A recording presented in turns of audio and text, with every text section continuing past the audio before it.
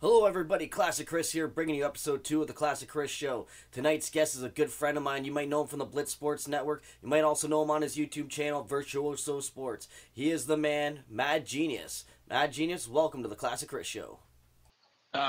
Great, man. How are you? I'm doing excellent. Thanks for asking. Now, MG is one of the best minds I know for wrestling. That's why I have him on the show today. He knows a lot about wrestling. Great mind for it, like I said. And we're going to talk about a couple of things today. But first thing I want to start off with, MG, how'd you get into wrestling? Like, what was like the first match or your first memory of watching wrestling? Oh, this is so crazy because I'm so like anti-sports entertainment. The whole concept of it, and my earliest memory of a match would be WCW Uncensored, Harlem Heat, Nasty Boys, Tornado Tag match. That is my earliest memory. And the craziest thing is, like, I remember them fighting by the concession stand, and they're squirting ketchup and mustard all over each other, and they're all falling all over the place. Saw it on VHS. I think it was Uncensored 95 or 96. I can't remember exactly. The box for the VHS was red, and the Uncensored logo was yellow. Sting was on that show. That's when he was still a man called Sting. Savage was on that show. Hogan, Vader. I'm trying to remember who was in the strap match on that pay-per-view. There was a strap match on that pay-per-view. I almost want to say Hogan Vader for some reason, or Hogan, or maybe it was Sting Vader. But there was a strap match on that show as well. And from that moment, man, I was hooked on wrestling. And funny as it is, that was my first wrestling show was WCW, but I pretty much grew up as a WWF fan. Oh yeah, it's hard not to. You know, WWF was easier to get on TV. Like, especially. Yeah, it was. Well, heck, on Saturdays, they were like, 3 shows just on Saturdays before they even had Monday Night Raw? Oh, no, those were the days back then when you had a million different shows from Heat and Velocity, and you had so many different things going on. That made the pay-per-views huge. Like, I used to love watching Sunday Night Heat before a pay-per-view. Like, heck, buying a ticket, it was like, sweet, I get 4 hours of wrestling now. Except now they try to use that sports entertainment shit. Yeah, I mean, that's even the whole calling wrestlers sports entertainers to me is ridiculous. In all honesty, they're professional wrestlers. You know, even when you look at, if you go outside of the WWE world, even the media still calls them professional wrestlers. Yes. WWE is the only people who refuse to call them professional wrestlers. And they should just glorify it, because they have some good talent there. Like, speaking of talent, I'm going to mention a tag team, and I know you hate them, and I hate them as well. I want to know your honest feelings about the Usos. Like, what turned you off about them? Well, obviously, one of the things is not in their control, and that's obviously the booking of the matches. All their matches are the same. Every last one. One of them gets in, he gets his left knee worked over. I can't remember if it's Jay or Jimmy. One of them comes in, they get their knee worked over. They start making a comeback, hit stereo super kicks and Samoan drops, and I call it the shoelace plancha, because they barely make it over the top rope.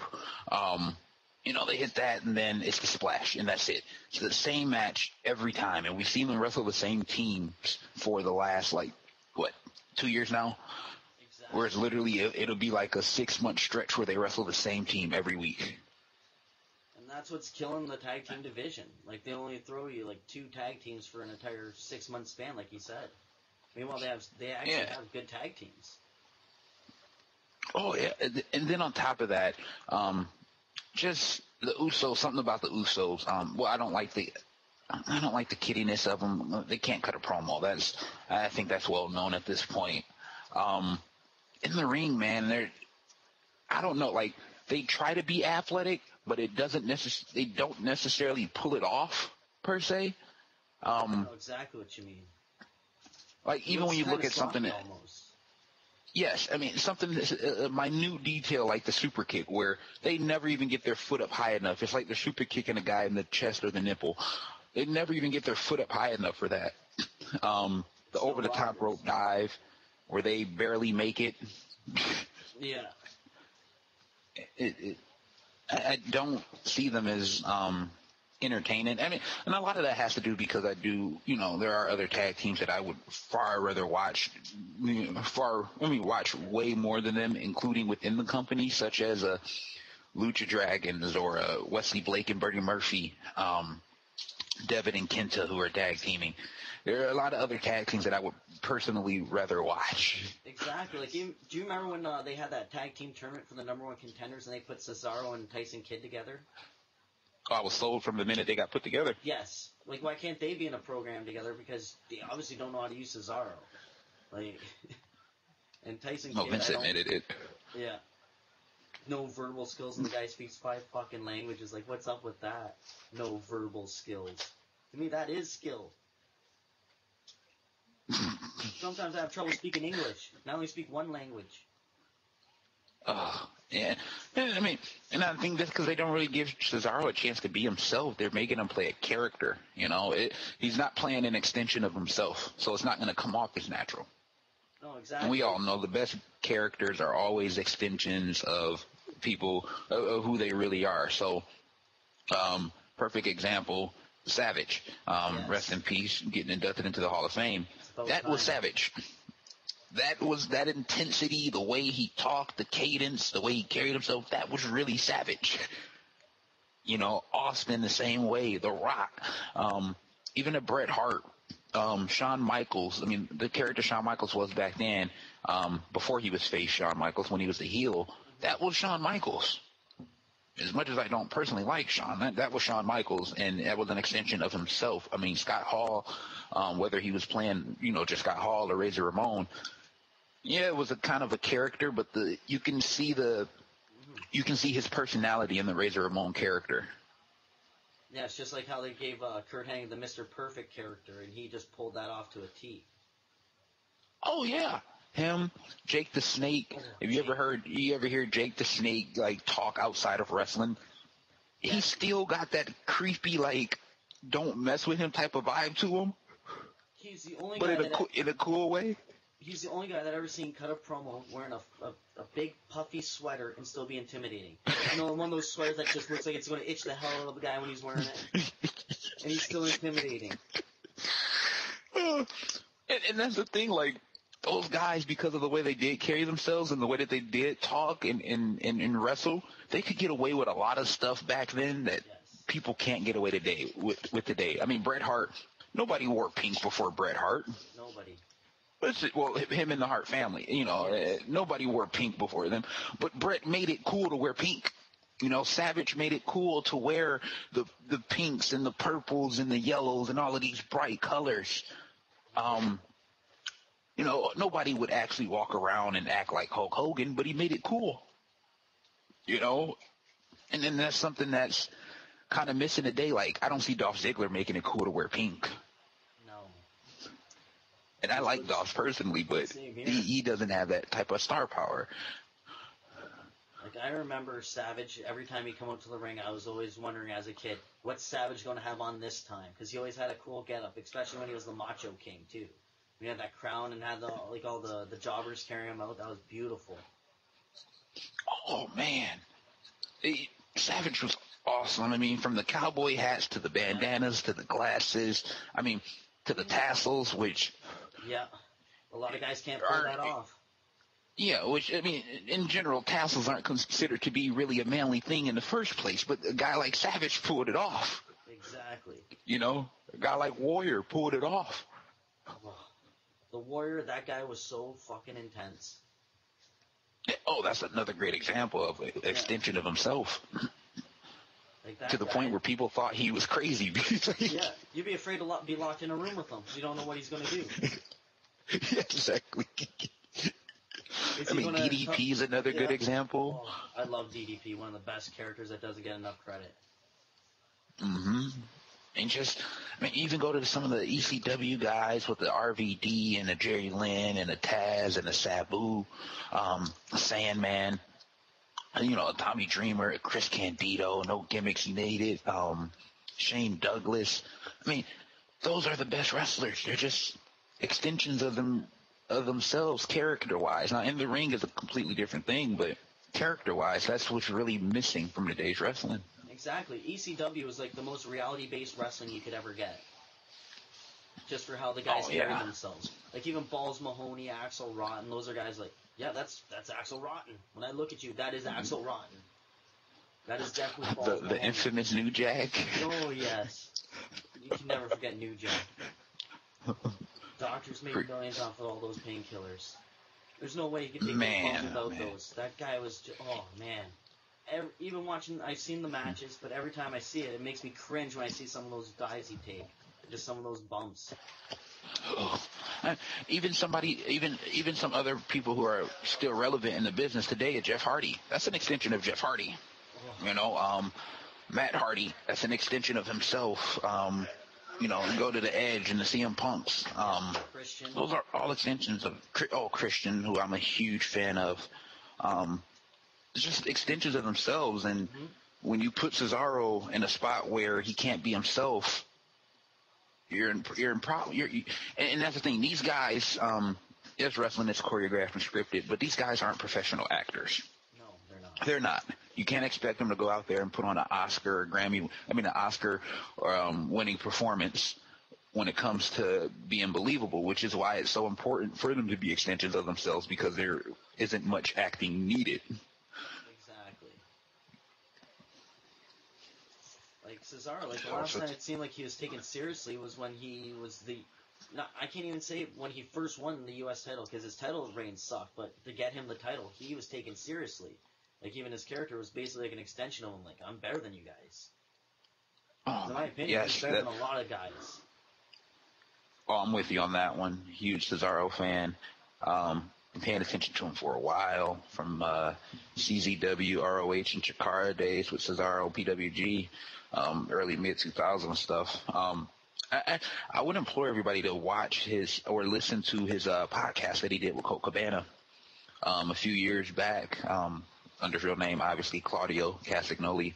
I would say listen to that, because those podcasts are usually about an hour, and you really get a chance to see how good of a speaker Cesaro is and kind of get to know Cesaro.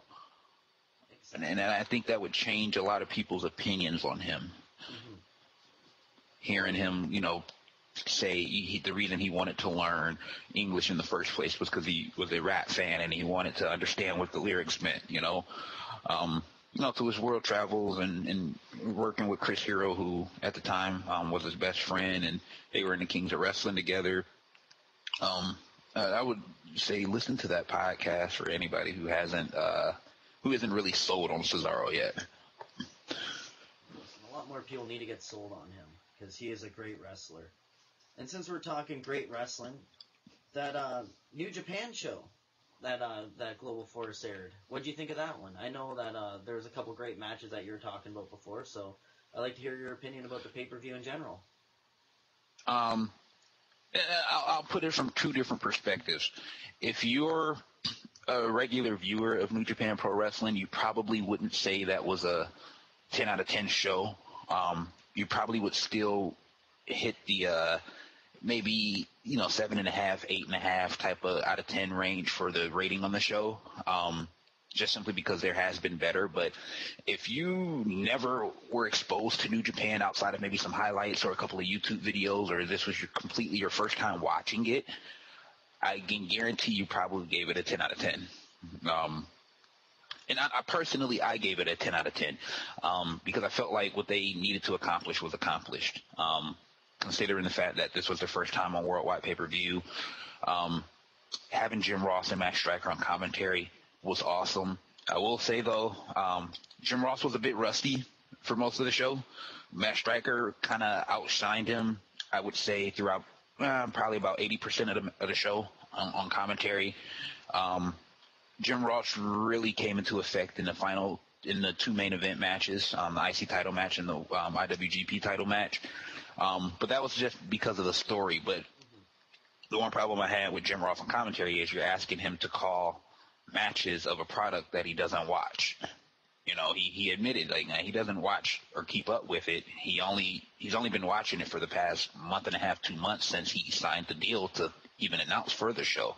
Whereas Matt Stryker is a regular viewer of the stuff, so obviously the history was there with Matt Stryker, and putting guys over and the characters and the backstories was a lot easier for Stryker. So that right there.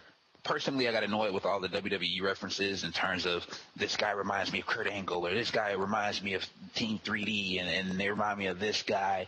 And it got annoying as a New Japan fan just simply because they don't, he didn't know the history. And it's like a lot of the stuff you've seen these guys do in America came from in Japan. A lot of it, and they've innovated so much in the business in terms of storytelling and moves, and never get the credit. Yeah. Chono, yeah, they never get the credit for it, though. No, it's an Eric Bischoff idea that he stole from Japan. Yep. I mean, honestly, even Paul Heyman, people can deny this all they want about Paul Heyman. Paul Heyman was brilliant, but I think Paul Heyman's genius is kind of misunderstood. Paul Heyman, in my opinion, wasn't brilliant in coming up with stuff. He was brilliant in adapting it.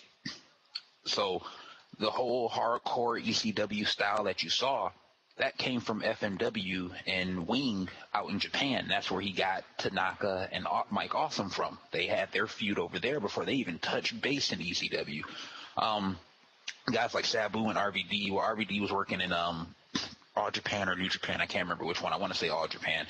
But a lot of these guys, what they did came from in Japan. I mean, you look at a Terry Funk who went over there, and when Terry Funk came back over here, revolutionized the business of professional wrestling, especially hardcore wrestling. But what Paul Heyman did so brilliantly was he was able to take what was going on around the world and adapt it to American viewers. And I think that's where his brilliance was. Because, let's be honest, people credit him for bringing he brought the cruiserweight style into America in terms of mainstream, but people act like the cruiserweight style hadn't existed for long before that, when you had junior divisions out in Japan, and you had the junior divisions out in Mexico already happening, or even you look at some of the old World of Sport matches, with guys like a Johnny Saint and the Tiger Mask who did some work over there, and the Hart family who did some work over there, more specifically Owen. A lot of that chain wrestling and the cruiserweight style of kind of reversals and fast-paced matches came from around the world. Heyman just took it and adapted it. Now, what he did do that was better than anybody else was hide weaknesses and showcase strengths, which I have to give him credit for. And he's a smart businessman. Like, even nowadays, he's saying how he'd make quote-unquote sports entertainment more like UFC.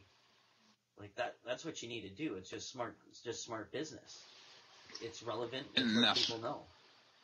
That's where American wrestling has always been behind on the curve with. Japan's been doing it for, since the 80s with Antonio Inoki, who's credited for creating strong style or introducing strong style into wrestling. So America wrestling has always been behind. I think a lot has to do with the way the fans view wrestling. Mm-hmm.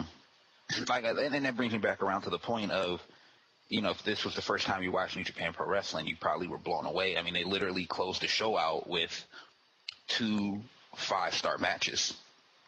The IC title match ended up, in my opinion, being an instant classic. And then, a show's good when you watch a 5-star match, and then the match that follows it is a 5-star match, but you don't appreciate the second match until you go back and watch it a second time because the one before it just blew your mind. Yes, I know exactly what you mean. That's the type of wrestling we need, ladies and gentlemen. And then we're using the word wrestling. That sports entertainment is a phrase that I will never use on this show in regards to wrestling. That's one thing. Now, I thought the show came off very well, though. Yes. I was more than pleased with it. Excellent. And speaking of wrestling, like we're going to get back to wrestling in a little bit. You have a good side business going on with your T-shirts. Care to discuss that? Like you have some sweet designs up there. I bought one of the shirts. I got the Blitz Sports Network, the ring shirt. Love it. It was a huge hit at one of the Crossfire shows I did. Yeah. And it's funny how that all got started for me because I was just searching around the web. Well, I used to listen to Coco Cabana's podcast, and he would always plug 1 hour tees, 1 hour tees, 1 hour tees. So one day, I was, searching around the net, and I came across 1 hour tees, which they own Pro Wrestling Tees and another well-known wrestling T-shirt site called Barbershop Window. A lot of people might know of.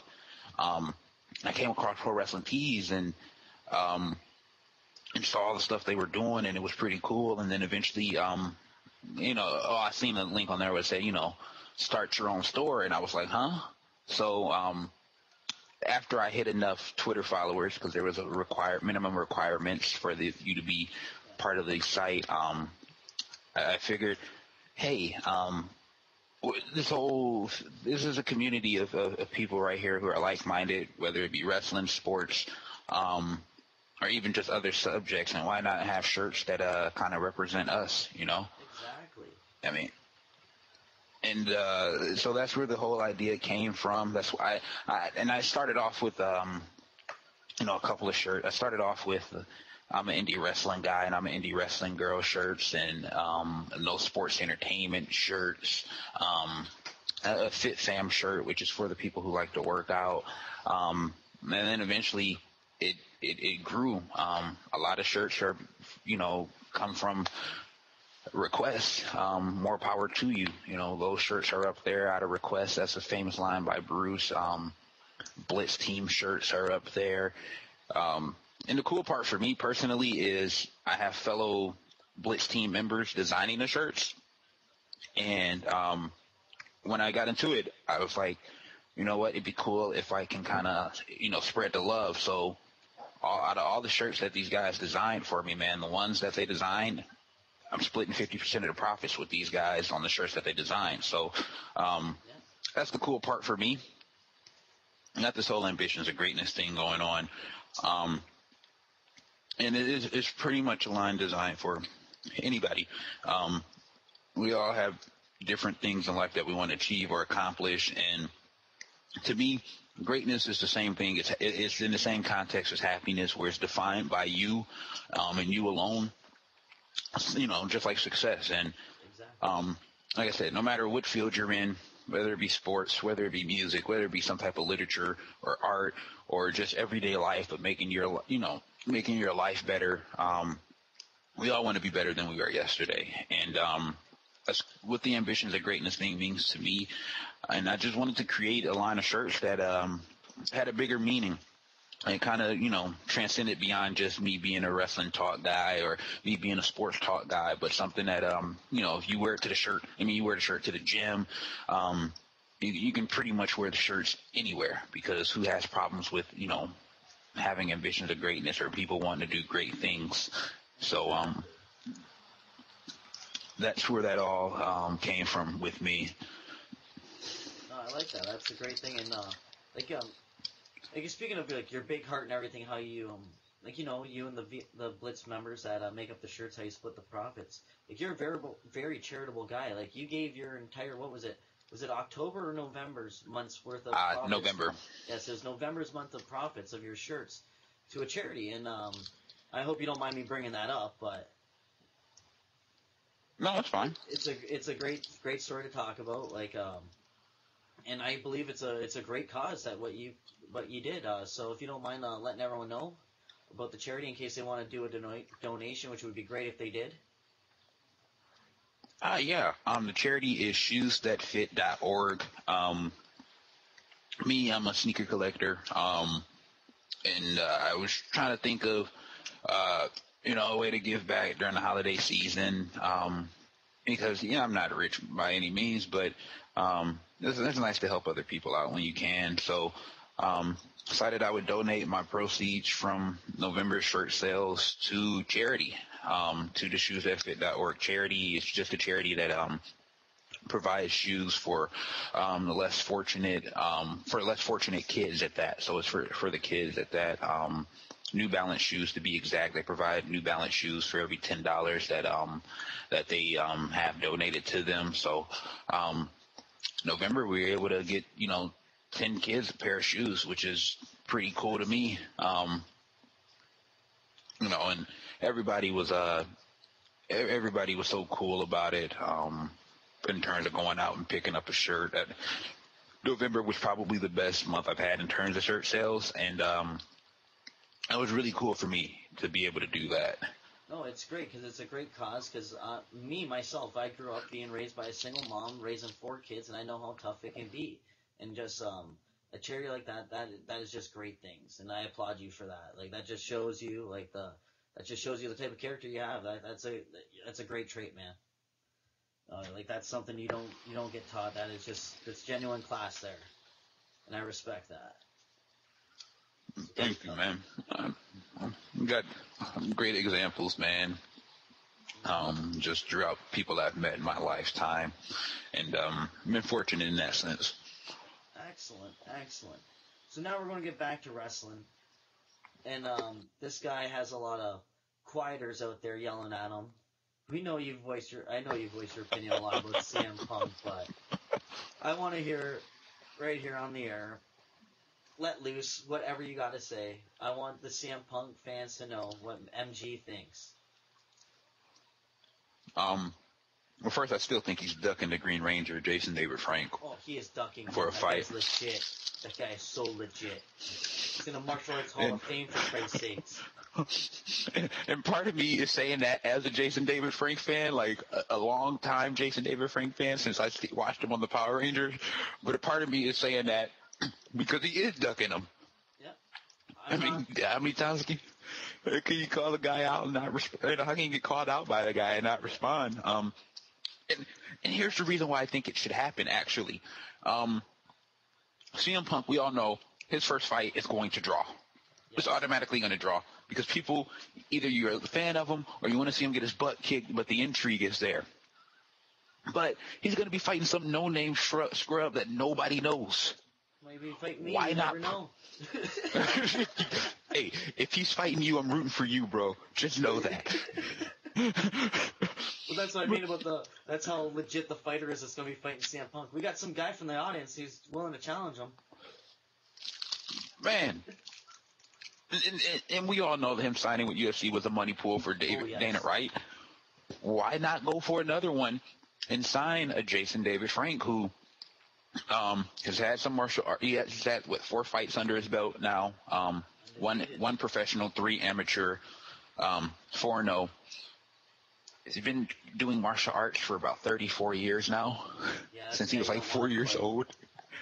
But another reason is because he has a cult fan base. Yes. Me included in that fan base, and a lot of people would tune in to watch this guy fight. So why not put him versus CM Punk?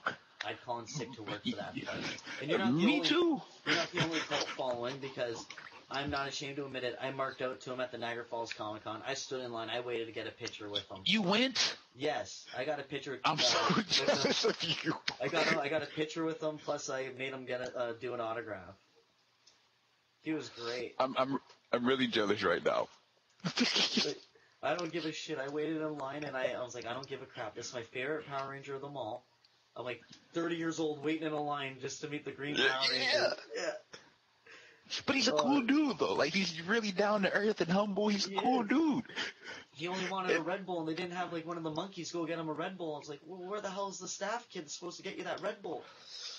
I had to go there because it was his first Canadian appearance, and Mick Foley was there. Oh, and I had to go even better. Like, Mick was there, and I have the Attitude Era belt with the F still in it, so it says World Wrestling Federation. And Mick's the first and only guy that I have to sign that belt. Because I won't let anyone just sign that. You had to have actually won that belt for me to let you sign it. Right. That is awesome. And he actually marked out over the belt. He's like, look, it even has the F in it. He was like showing like the people that he was with, look, it's still got the F. That is sick. No, I wish I could. When I met Foley, I was like, Mick, this is the first world title you won. I want you to be the first guy to sign it. It's funny you mentioned that because I was flipping through the channels about a couple hours ago and Wife Swap was on, and it's the episode where he's on it. Oh, shit. I was like, wow.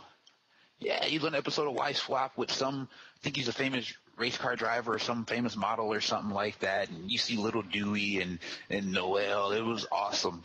That's hilarious. I got to look up that episode now. And then I was actually watching last night when we got done with the VIP video. Well, while we were doing the VIP, I was watching Jason David Frank, My Morphin Life or whatever. He's got a series up on YouTube, and it's kind of just like a documentary. I was watching him over in Thailand, getting his Muay Thai certificate from the Thailand government in Master Tati. So that was pretty cool. And his wife Tammy fought in a Muay Thai fight actually. So it's just funny those two names even came up. CM Punk does not want to fight that guy. I don't blame him. No, he doesn't. He wants no parts. But and then you get the CM Punk Mark fans. Oh, Punk will wipe the floor with the green power because they think of him as an actor. Yes. No, this guy's the Chuck Norris of the Power Rangers. Trust me. Yes, he's a legit. A lot of those guys were. The Ranger morphs into him. Like that's his disguise. Him going into normal Tommy as he was in the show. Yeah. A lot of those guys are legit, man. Yes. Austin St. John, the original Red Ranger, he's as legit as it comes, man. I think he would karate. I think he does taekwondo. I think he did judo as well. Look on the Power Rangers. I'm surprised he wasn't getting tested for roids. How stacked he was. Man, and it's funny because all these years, him and Jason David Frank have had beef apparently, and he's been challenging Jason. They've been challenging each other to fights and stuff, and I'm like, man, I want to see that happen for some reason. I want Goldar to ref. Yeah. And then even Rocky, who was the second Red Ranger, he's a legit martial artist. He's actually got a black belt in Brazilian Jiu-Jitsu. Oh wow. Well, the second Black Ranger actually does a lot of voice work now, and he does the voice for one of my favorite animes. He does the voice for Ichigo in Bleach, and I did not know that until I looked him up. I was like, holy shit, that's the second Black Ranger. Oh, what was his name? James Young something. Yeah, and he does the voice for Ichigo on Bleach. Does he really? Yes. I did not know that. Oh, I'm a huge Bleach mark. I got the Soul Reaper badge tattooed on my arm. Bleach fan here too. I watched the Japanese anime version too. I watched it all the way through the series finale. I spent like a month literally just watching all 358. I think it was like 358 episomes. So good. Oh man, yes. And every time the entire thing from the Lord Aizenfu to the full bring, all of that. I'm with you on this one. Oh, I even read the Magna. The Magna is ridiculous. Oh, you do? Because in the Magna edition, they go past the Fullbring where the Quincy's attack the Soul Society, the remaining Quincy's. Oh. That is such a sweet arc. Because it even goes into Ichigo's mother and shit like that. Is so crazy. And how Ichigo got his hollow powers. So good. I've been hearing rumors of them bringing back the actual anime since it ended in Japan, and it was kind of unconclusive how they ended it. I've been hearing rumors about them possibly bringing it back. I'm not 100% sure, though, but I hope so. It's 3 extra seasons they can air without a filler episode, just in that comic series. Yeah, and it's crazy because a lot of people get tired of all the filler in Japanese anime, because you'll have this huge story arc going on, and then like literally right smack dab in the middle or right before the real action kicks in, they go with a whole bunch of filler episodes of like past moments and stuff, and people get so irritated with it. And that's one of my favorite parts because it's character development, and you kind of get to know every little character on the show. Well, at least with the Bleach filler episodes, they at least gave you a villain and someone for Ichigo to fight. Like, so there's a big build up for him to fight. It just wasn't like, hey, we're going to go look for this flower. Why are we looking for flowers, man? It's not like Naruto, which I'm a huge fan of. I love Naruto, too. People go crazy about how many filler episodes there are. Like, right now, over in Japan, they're in the whole fight with Madara and and Obito, and right before you get to like all the big fighting, they do like a whole who was it what was her name? Neji's sister. They do like Hinata. 4 filler episodes. Hinata. They do like 4 filler episodes of her like as a kid growing up with Neji, even though Neji's already been dead for like 15, 20 episodes. People you know why they do those filler of it. episodes? You know why they do those filler episodes? It's so they can catch up, so the comic book can catch up, so they can get more episodes to do. Because when they're doing them, like at one point, they're literally, okay, they already cut up to this arc. They're at the war in the comic book, and they just got to this arc on the TV show. So your next episode's like, no, you can't do that. So that's why they had to do that huge boat season. I fucking hated that in Shippuden. Hate that season on the boat. One thing that made it worthwhile was Guy Sensei getting sick every episode. Oh, what season was that? That was season 11, I think. When they're on the boat, like trying to go to Turtle Island.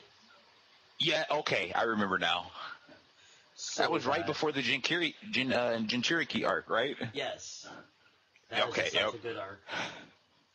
I mean, even the most popular one, at least over here in America, Dragon Ball Z, the one big complaint with Dragon Ball Z was always you would have 15 episodes of talking and then 1 episode of fighting. But it was all awesome.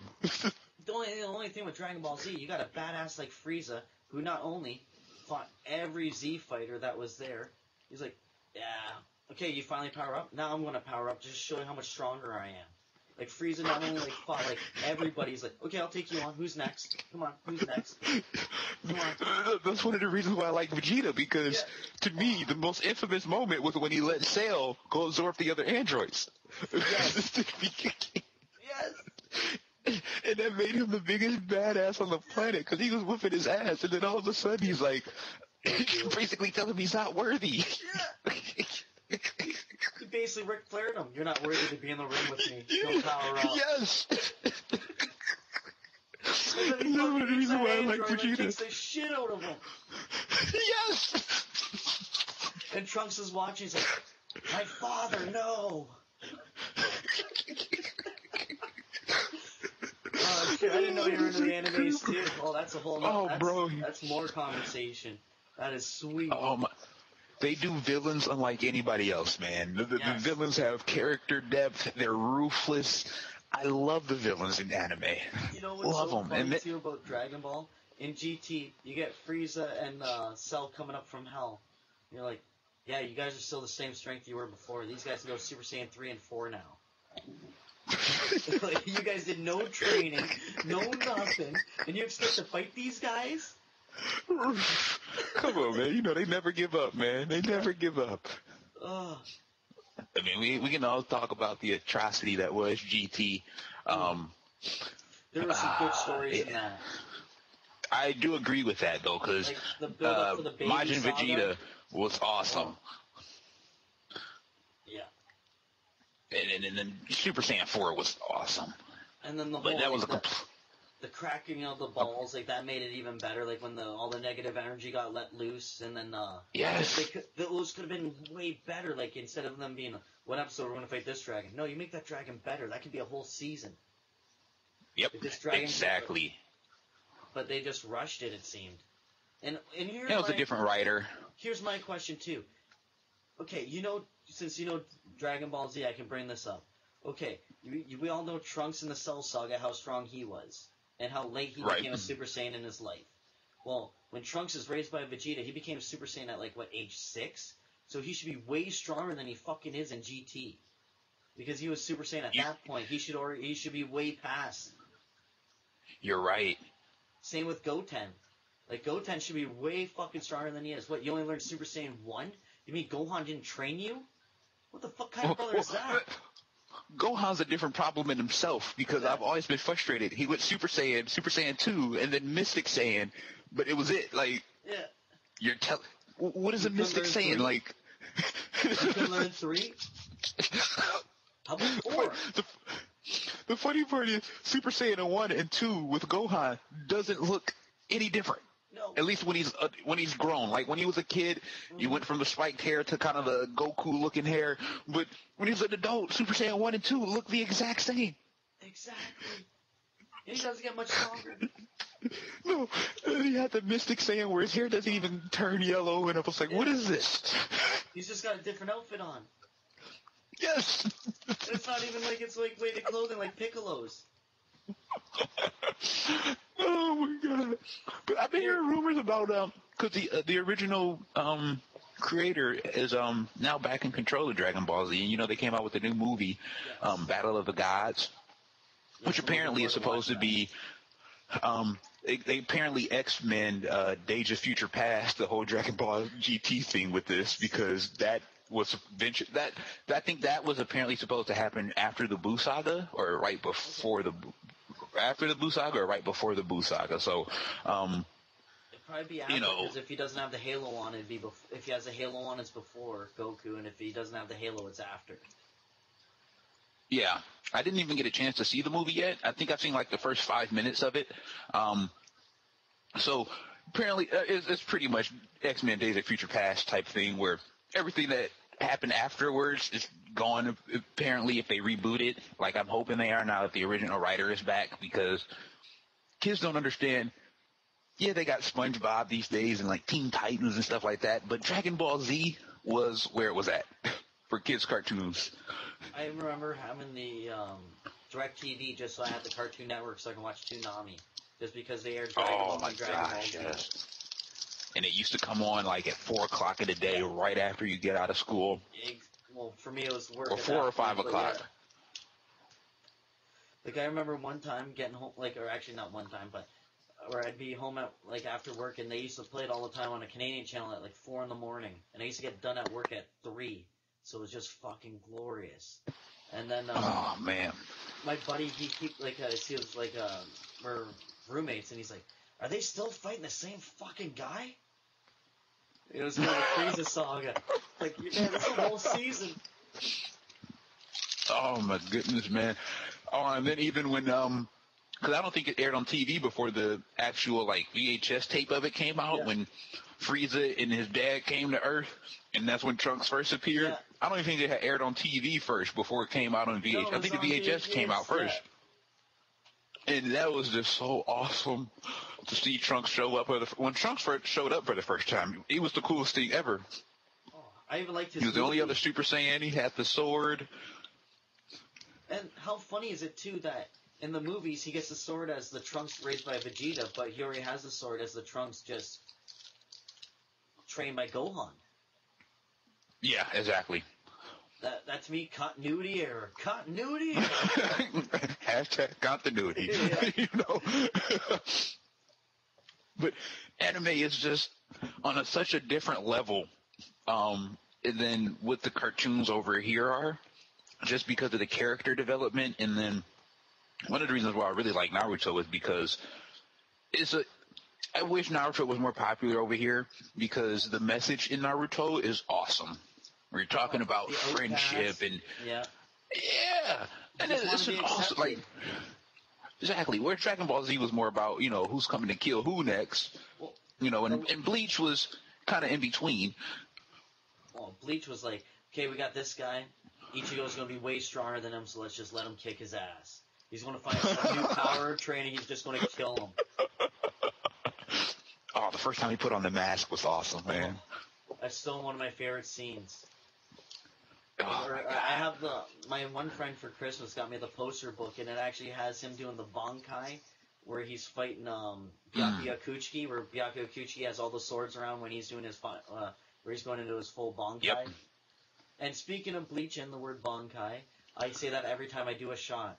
Before I do a shot, well, instead of cheers, Bankai. Bankai. I'm powering up. That arc might have been the longest arc in anime history, though. That was like a 100-episode arc. Them out in the desert, and then it was like a little sub arc. It was so long. Oh, my one friend gets a kick because the head Soul Reaper, right? Old man Yamamoto or whatever his name is. I do a funny imitation of him. Rukia Kuchki. I can always say Rukia's name in his voice, but.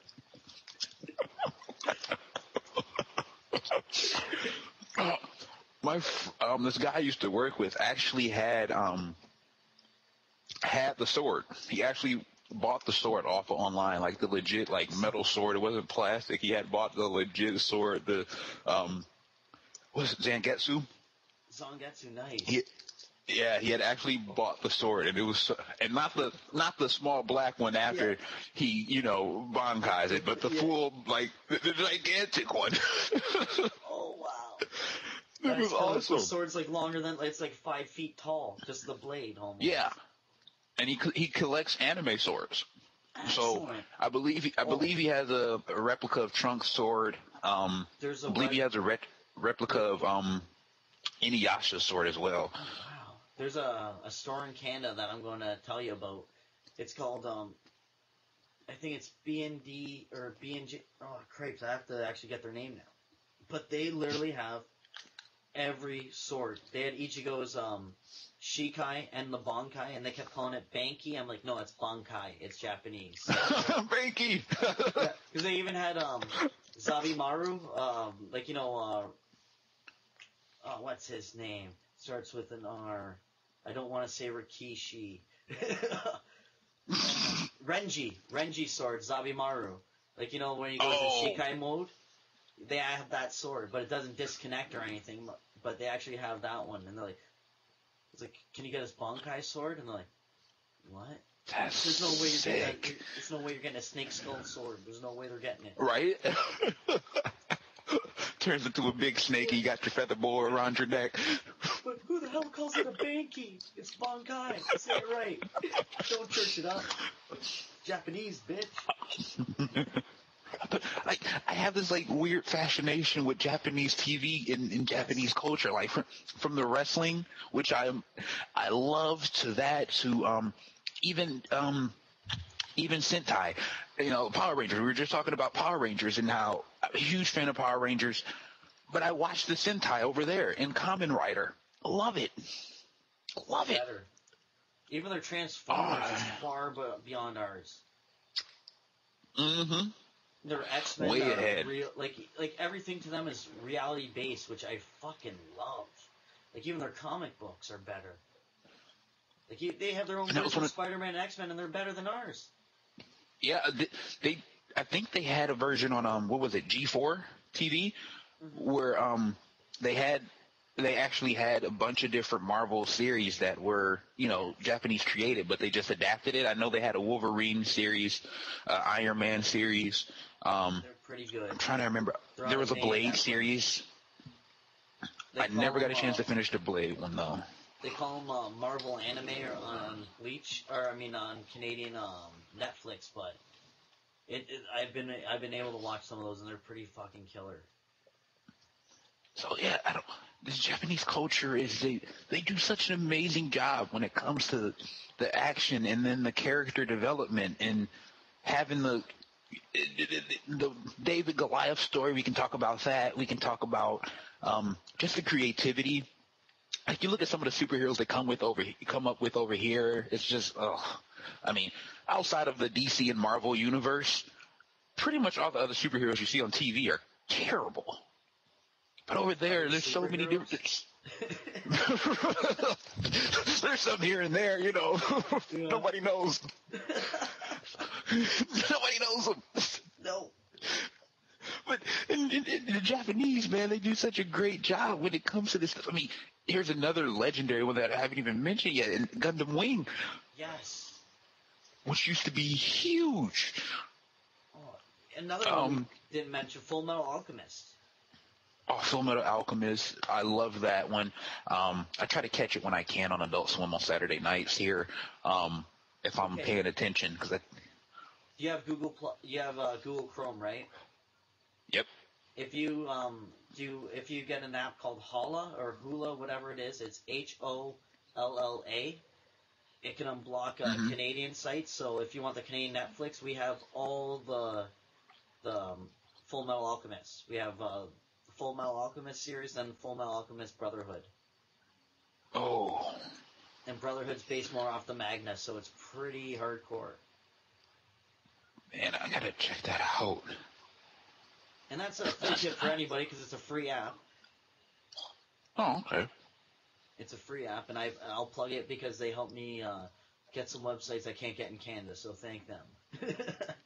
But they just do such a great job, man. And I wish we had more stuff like that.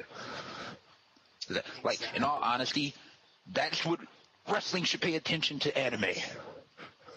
They should pay attention to anime. And it may sound crazy. You're asking these guys to take after cartoons. No. Just pay attention to the character development. We got characters and structure in anime. I don't know what the fuck they're exactly. doing in WWE. Even Sentai. My favorite Sentai from recent memory is Go Kiger, or also known as the Anniversary Power Rangers. They were pirates. The characters, they were pretty much villains at the start of the show. And they kind of gradually developed the characters into P-Gum and good guys. And then the bad guys are the bad guys. They're always trying to destroy something. But it was an interesting dynamic, though, because they're supposed to be selfish and they have their own goals at hand, but at the same time they're starting to love the planet Earth and whatnot. And at the same time, you got these other guys who are trying to go after the same treasure they're going after, so they're instantly fighting, and it's just a really interesting dynamic. And even in a lot of these animes, Naruto is a great example where you get people coming from so many different angles with so many different objectives. I mean, the Naruto Sasuke angle, thing is far beyond anything WWE's ever done.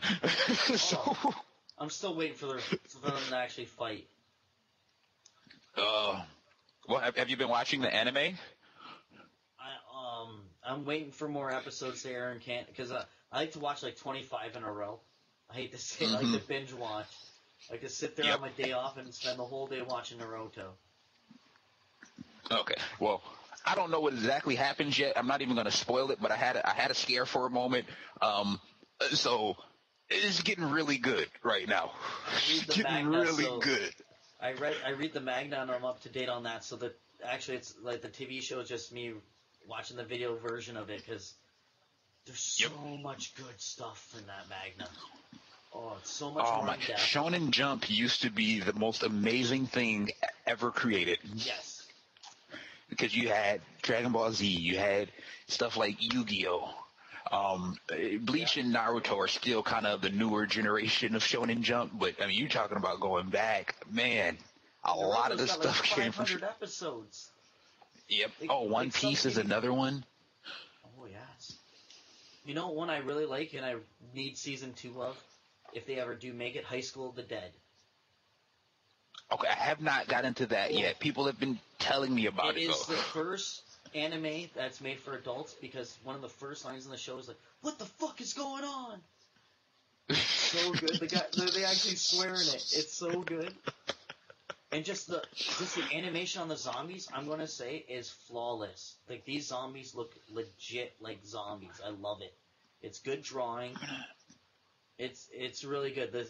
Once you watch the 12 episodes, you're going, fuck, where's episode 13? I'm gonna have to watch that. It is very good. Well, we had Yu Yu Hakusho for a minute, which was hilarious to me. There's some really good animes out there. High School of the Dead ranks up on one of those. I watch it every year in October for Halloween. I have to. And that, you know what? And that's the crazy part about all of this is, like, we didn't even know we were both anime fans. No, we spent about 30 minutes talking anime. It's glorious. And we started off talking about CM Punk. CM Punk, man. It's like... at least he knows anime. Yeah. True. Very true. And there's a bigger group of anime fans out there than people realize, man. Exactly. Of all age groups, because of the character development and the storytelling, it makes it acceptable for people of all ages. Yeah, like one of the people I work with, like, used to watch cartoons. No, I watch anime. Mm-hmm. Big difference. Cartoons to me are the kiddie friendly ones. Me, I Oh watch yeah. anime. Well, the only cartoons I do watch is the uncensored Looney Tunes because they're fucking hilarious. That's All the another jokes they classic. used to get away with, it's ridiculous. Oh, they could never get away with it now. No, even Roddy Piper's promo they showed on like you know how they show vault clips on the network. Mm-hmm. They show Roddy Piper, and he used very racial terms during this promo. I'm not going to repeat them on the show because I don't want to get flagged on YouTube, and I don't want to get any hate mail in my email. So I'm not going to repeat anything he said, but he used very racial terms, and nowadays, he would not have gotten away with any of that. And Piper was such a good heel for that stuff. Oh yeah. Or even more recently, when Orton and Edge impersonated Shawn and Triple H. Oh, And Triple H and Shawn came out there, and they were throwing gay jokes left and right at Orton and Edge. Oh, man, no. I miss the parodies when guys used to make fun of other guys. Like when DX dressed up as a Nation, that was hilarious. Oh, yes. Or, cool. Or Shawn and Triple H as McMahon and Shane. Oh, yes, that one was... Oh, that was... Shawn swinging his arm back and forth like Shane used to. Hey, Dad, Triple H with the walk. Oh, man. I mean, the last good one was what? Miz? With the Rock impersonation? I keep forgetting about the Miz because he just makes me do the Mitch Kramer from Days of Confused all the time, where I grab the fridge of my nose and I shake my head. It's like, oh... I give him credit though, because for that first 3 seconds, I thought he was The Rock. Until I could see more of his face, I thought it was The Rock at first. Oh, that's good. Or my personal favorite, CM Punk as Jeff Hardy. Oh, fuck, I forgot about that one. When he came and he had the dance down, oh my goodness, that was epic. And then when people figured out it wasn't him, I mean, there were little girl in the front row, like maybe 3 rows back. They showed her on camera, and she was just in full out crying, and there was a grown woman there who was just in full out Undertaker losing the street guy shock. And it was awesome. That's the best shock look ever. He had to have been a plant. Oh, yeah, him and Brock Lesnar guy are, from what I've heard. Has to be. But those are the moments you really live for, too. Like, those fan reactions, like the night Miz cashed in Money in the Bank. Still one of the most memorable things ever because of the little girl's reaction. She was so pissed. How about when Edge cashed in after after the Elimination Chamber at New Year's Revolution? Oh. And everyone's, I was on the edge of my seat. I'm like, this fucking made this pay-per-view worth buying, baby. my girlfriend's like, what are you doing? I don't give a shit. Like, as if I was watching a Bills game or something, or an Leafs hockey game. I was I stood on my chair. This is just yelling at the TV. Fuck yeah! Oh, and Edge really set the bar high with his Money in the Bank cash-ins, because when it first happened, when he first got the contract, everybody was kind of thinking, okay, he's getting the title match. Like nobody had figured out it was going to be the old hardcore championship rules, anytime, any place type of deal. So when he did it, it was like, holy shit, I can't believe this. Exactly, and that's where the unpredictability in the booking, where it sells out to the fans. That we're nowadays well, Usos against this guy. Usos won. They haven't beat him in 6 months. It's not like they're going to beat him today. Like, why couldn't they even give the belts to Harper and Rowan for at least a month? You gave Harper the tag titles.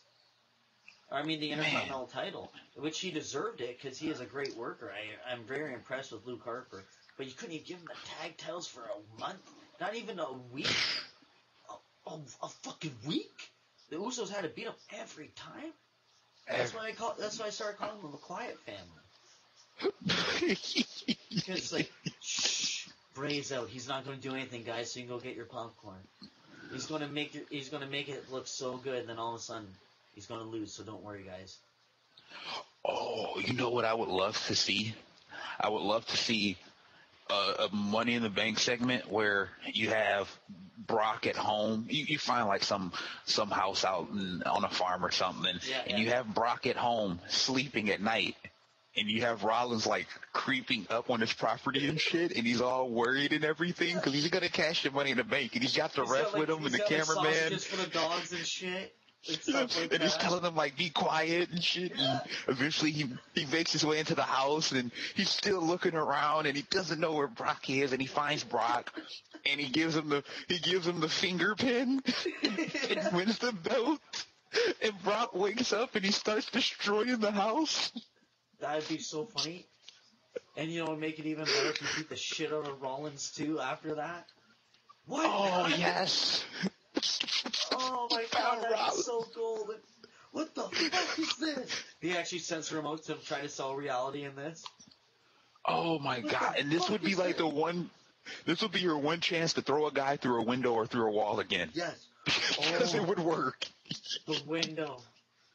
Bringing up the infamous shop. window. I love that. Like, the best is, like at first, like, you know, when they shake hands and everything, Bobby Heenan and someone's like, you know, one's not as good without the other. Then when they're holding up their arms, Sean gives them the sweet chin music, and he's like, you know, Michaels doesn't need Jannetty. He doesn't need him. Then he throws him through the window, or like after he does, oh, I knew he was going to do that. Then he says, like, it starts going on that ring. Yeah, I knew he doesn't need Jannetty. Then he smashes him through the window. It's so good. It's one of the most infamous moments in wrestling history because nobody saw it. Nobody saw it coming. I know. Nobody. And that's how tight, it used to be back then. Like, nobody knew what was going to happen except for the guys going out. I don't even think Beefcake knew what was going to happen. Oh, and that's what we're missing, man. And the thing, too, sorry to interrupt, but, like, you can do this shit with stuff like sugar glass that they do in movies, where it's not real glass, it's made out of sugar, and it's not going to cut a guy. Well, last time they tried that, the bottle broke in Jericho's hand because the bottle had been sitting too long, and when he tried to crack it over Punk's head, it broke before he even got to him. Well, that's when you just know when to do it. It's all in error, because we can't have guys getting the Shane McMahon treatment out of King of the Ring. Have you ever heard the Punk talk about the original storyline that him and Jericho wanted to run with? No. For that feud? They wanted to run with the angle of, they're feuding and whatnot, and it's still about the belt, but they wanted to have a segment where somehow Jericho tattooed his initials on Punk. Because Punk's already super tatted up, so, I mean, it'd be easier to get it cover up or easy, to kind of just miss it or something. So, with like a CJ tattoo, like, that's nothing. You can do so many things with that. Well, that's Crush Jr. They're coming out with a new Crush Cola. Don't worry, I'm going to plug it. And that's the angle they wanted to run with because Punk's straight edge, and he takes his body art of tattoos really seriously and personal, and that right there would have been like almost one of the highest forms of disrespect for Jericho to do that to him, and that would have just added another layer to the feud. Yeah, so that's where they wanted to go with it. Exactly, it's for life. Like, imagine that scene, like, where he actually gets a tattoo gun and tattoos him. Like, that would be ridiculous. I think TNA did something similar to that with, who was it? It was, Jesse Neal and Shannon Moore, and then it was, who was it, Hernandez and Anarchia? Where they were in the tattoo parlor? Yes. I think you're right. I think it might have been Anarchia who ended up getting like a Champ Stamp tattoo out of it or something. But it's segments like that, man.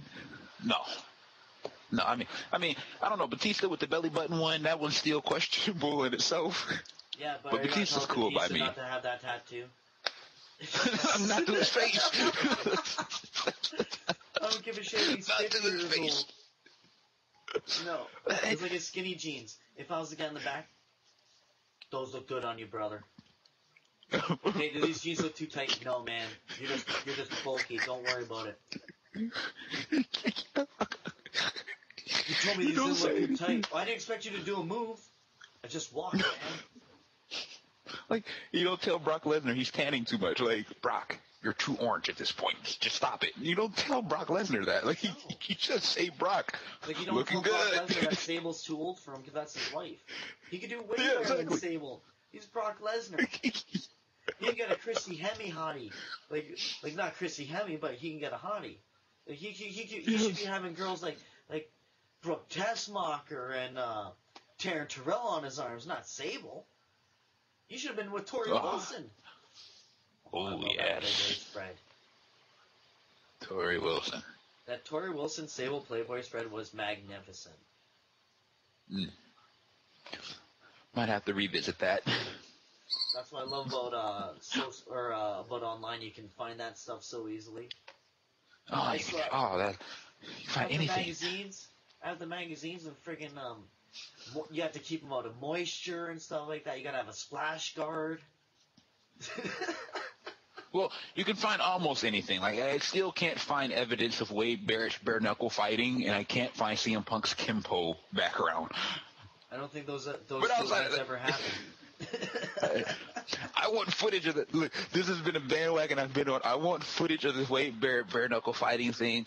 Apparently, he was doing it early, mid-2000s. Cameras and camera phones did exist back then. Yes, they did. I know somebody's got to have everything is taped. I want footage. Because we all know William Regal bare knuckle boxed because just look at him. That guy bare knuckle boxed. That guy was fighting for a meal. Look at him.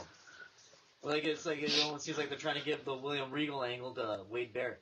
Hey Wade, you just got the accent. You're not too tough. So let's say you bare knuckle box. So Regal will give you all the background info you need.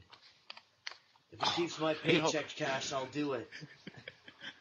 You know, one of my favorite wrestling stories is the Finlay story. When people tell him that wrestling's fake and he breaks their thumbs. Yes. Or the Vader story where he beat somebody up because they said wrestling was fake. Because he was so used to doing Japanese interviews when they treat it like a sport. In North America, we treat it like it's garbage. And we gotta get out of that mentality. These guys put themselves through so much shit. Like Jim Ross said the best. How do you learn to fall on a ladder?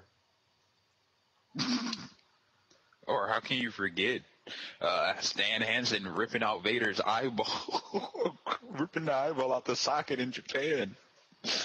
Or Mick Foley in Germany doesn't know how to say sew it back on in German, so he gets it back in a jar. I didn't ask for this.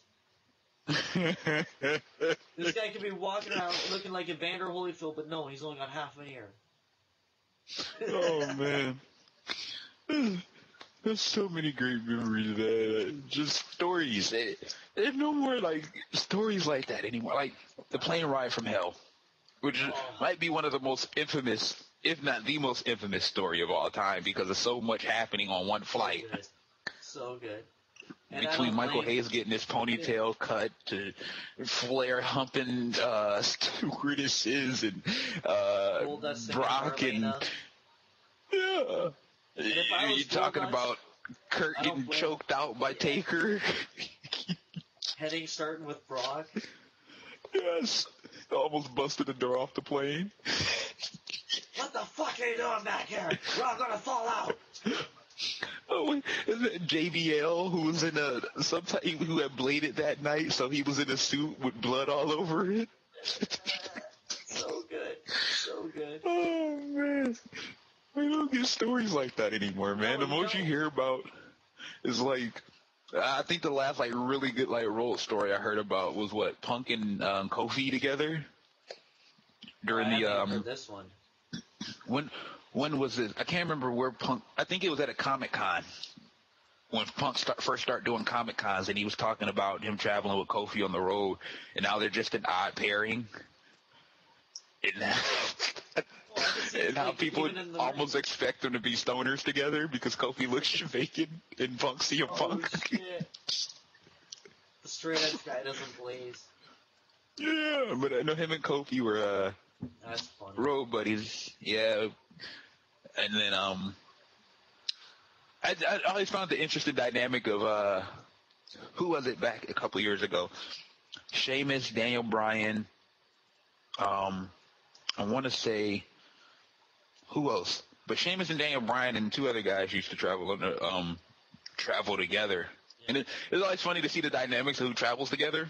Like, the funny one was you see Bo Dallas, picture Bo Dallas a couple of months ago hopping out of the car with, who was it? Roman Reigns and Dean Ambrose, who I believe were faces at the time. And here comes Bo Dallas, who's the heel, and they rode together.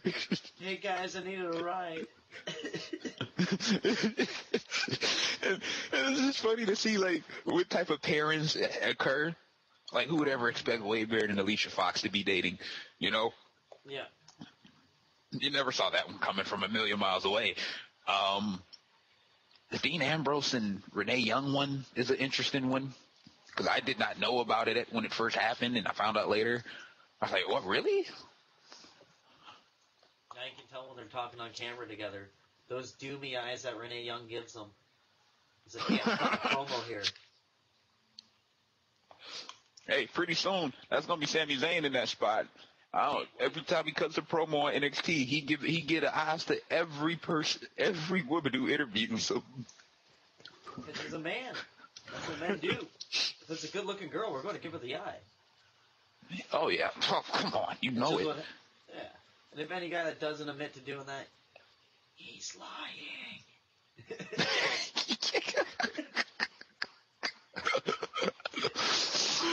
Oh, my God.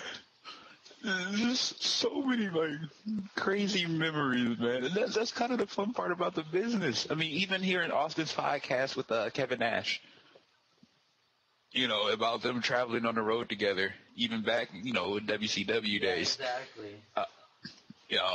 Vinny Vegas. And I think people, I think a lot of people forget, like, the clique, Austin was included in this clique. That's like, I think a lot of people forget. Sean after the match. Sean had no problem with Austin over. And then even Taker was a part of it. I mean, you see the picture floating around of all of those guys, and then Austin and Taker in the picture as well. It's true. Those guys were roadies, man. In the back. They're the smart guys that stay in the back of the curtain. Nobody knows they're part of it. Yeah. I told them to go out. I put my hand on Razor. I was like, "Hey man, you should just go out there, man. They're already doing it, so just go." I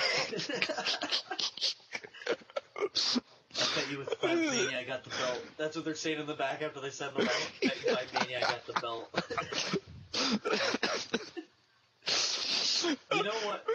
You know what footage I'm missing, and I love seeing, is Psycho Sid walking down the aisle and saying, "I don't know shit."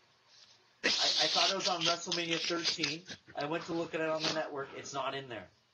Like I watched Sid's whole entrance and it's not in there, so I'm gonna have to go back on my DVD to see if it's that match. Cause I thought it was. I wonder what it was. If anyone knows, any listeners know, just you can comment me or tweet me. It's okay. I don't mind. Just as long as it's that match and I know what Sid doesn't know shit. Put a squirrel in his pants for Christ's sake. Let me see if I can find when that was. Because I honestly thought it was him versus Taker at WrestleMania 13. Because when he was walking out, that's what it looked like the stage was.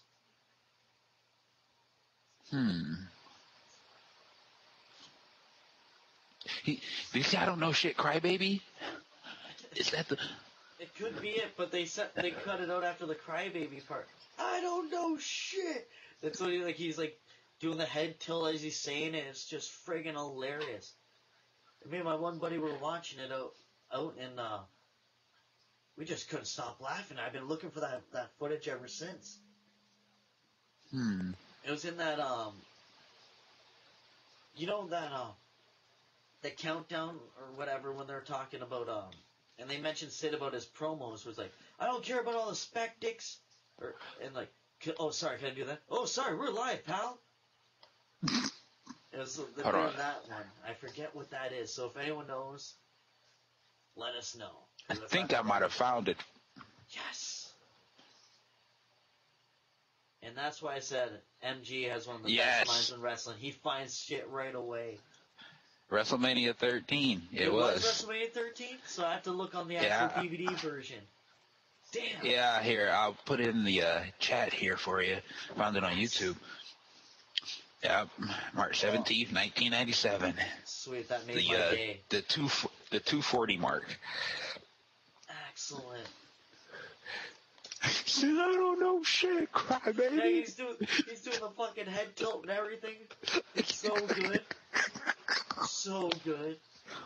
And you're telling me you could have Bret Hart main event that WrestleMania to fight and Taker. But I'm not going to complain about the Austin match. I'm never going to complain about that Austin match. Why couldn't we have Bret Austin world title like that? Because that match sold the show. Man. Let's see. Because that was at WrestleMania 2, I think, right? Hart versus... which one? Number 13 that had Hart and Austin, and that was actually not a bad lineup. 13? Yeah, that is the one, because Ken Shamrock was the manager, or the referee, I mean. Yeah, you're right, match. you're right. Yeah. Yeah, well, it turned into an I Quit match, but yeah. That was so good. Oh, yeah, and that's where Bret bladed Austin. One of the most iconic pictures in wrestling history for Steve Austin is the Blood from the Stone one. That one that he puts up for with Bret Hart blading him. Oh, yeah. Like he that played picture. like Ric Flair. Oh, that moment at the end of the match where he's in the sharpshooter and he's pushing himself up and he looks up and he's got that blood just all over his face. Again, reality in wrestling. Man. That was so good. And to have him pass out, which you honestly don't see a lot of. I honestly thought it was because he lost the blood. That's what I thought it was at first. Like, he just loses too much blood. But that as a fan, that's what you want them to believe, right? Mm-hmm. Or nowadays, it's overused in the wrong way. Yeah, like Big Show. Like a Rusev in the camel clutch. Like, nobody's going to pass out from the camel clutch. No. Let's be real. It's not a chokehold. No. It's not losing blood. No, and he doesn't even do a good camel clutch like Sergeant Slaughter or the Iron Sheik did. And Slaughter's camel clutch got so good once the Sheik got into his team. Yeah, or even the ankle lock. Like, I love the ankle lock as a submission finisher, but I hate the fact that you have guys like pass out while the guy's standing up doing it. Like, I would understand if he's got the leg grapevine, but the guy standing up, just turn over. What are you doing? Like, all I can say is, like, exactly, like, He Who Will Not Be Named and Kurt Angle had such great chemistry in the ring. When they fought each other, like, that crossface looked tight. That ankle lock looked legit, like as if it was Ken Shamrock almost. And that's how good those guys were. The German suplex competitions they used to have with each other, basically. I miss those. Those times were awesome. Yes, that's when we had real wrestling. And then, my favorite Eddie. As a tag team. Like, as a tag team. They had that match with Ray and Eddie. Oh, yes. They could have called them the Can-Am Connection Part 2 because it was Can-Am and U.S. together again. Yep. And they really could have. They were so good together. Oh, those were... Honestly, that's my favorite period of WWE. Yes. That late Attitude Era, Ruthless Aggression era. Yeah. Oh, and that's when that roster, I mean, you're talking about Kurt and who we just mentioned should not be named, and Eddie, Brock came in, and you had guys like a Taz and RVD who had filtered in, Chavo, Christian and Edge were coming into their own as singles wrestlers at that point in time, Shelton Benjamin. I forgot about the gold plus standard, or the gold standard. I will always say this. Everybody always points to the TLC, like the tag team TLC matches. Christian had a string of like 5-star ladder matches. I don't think anybody has caught up with him yet. I mean, literally, there was a point in time where every Christian ladder match that he was in was a 5-star match. Him and Guerrero, him and Van Dam, just to name two. Oh, the SummerSlam ones, man. Oh. How about even when him and Edge had a ladder match against each other? Yes. That's why these guys can't wrestle each other anymore, because they fuck themselves up so much for our entertainment. They put everything on the line in those matches.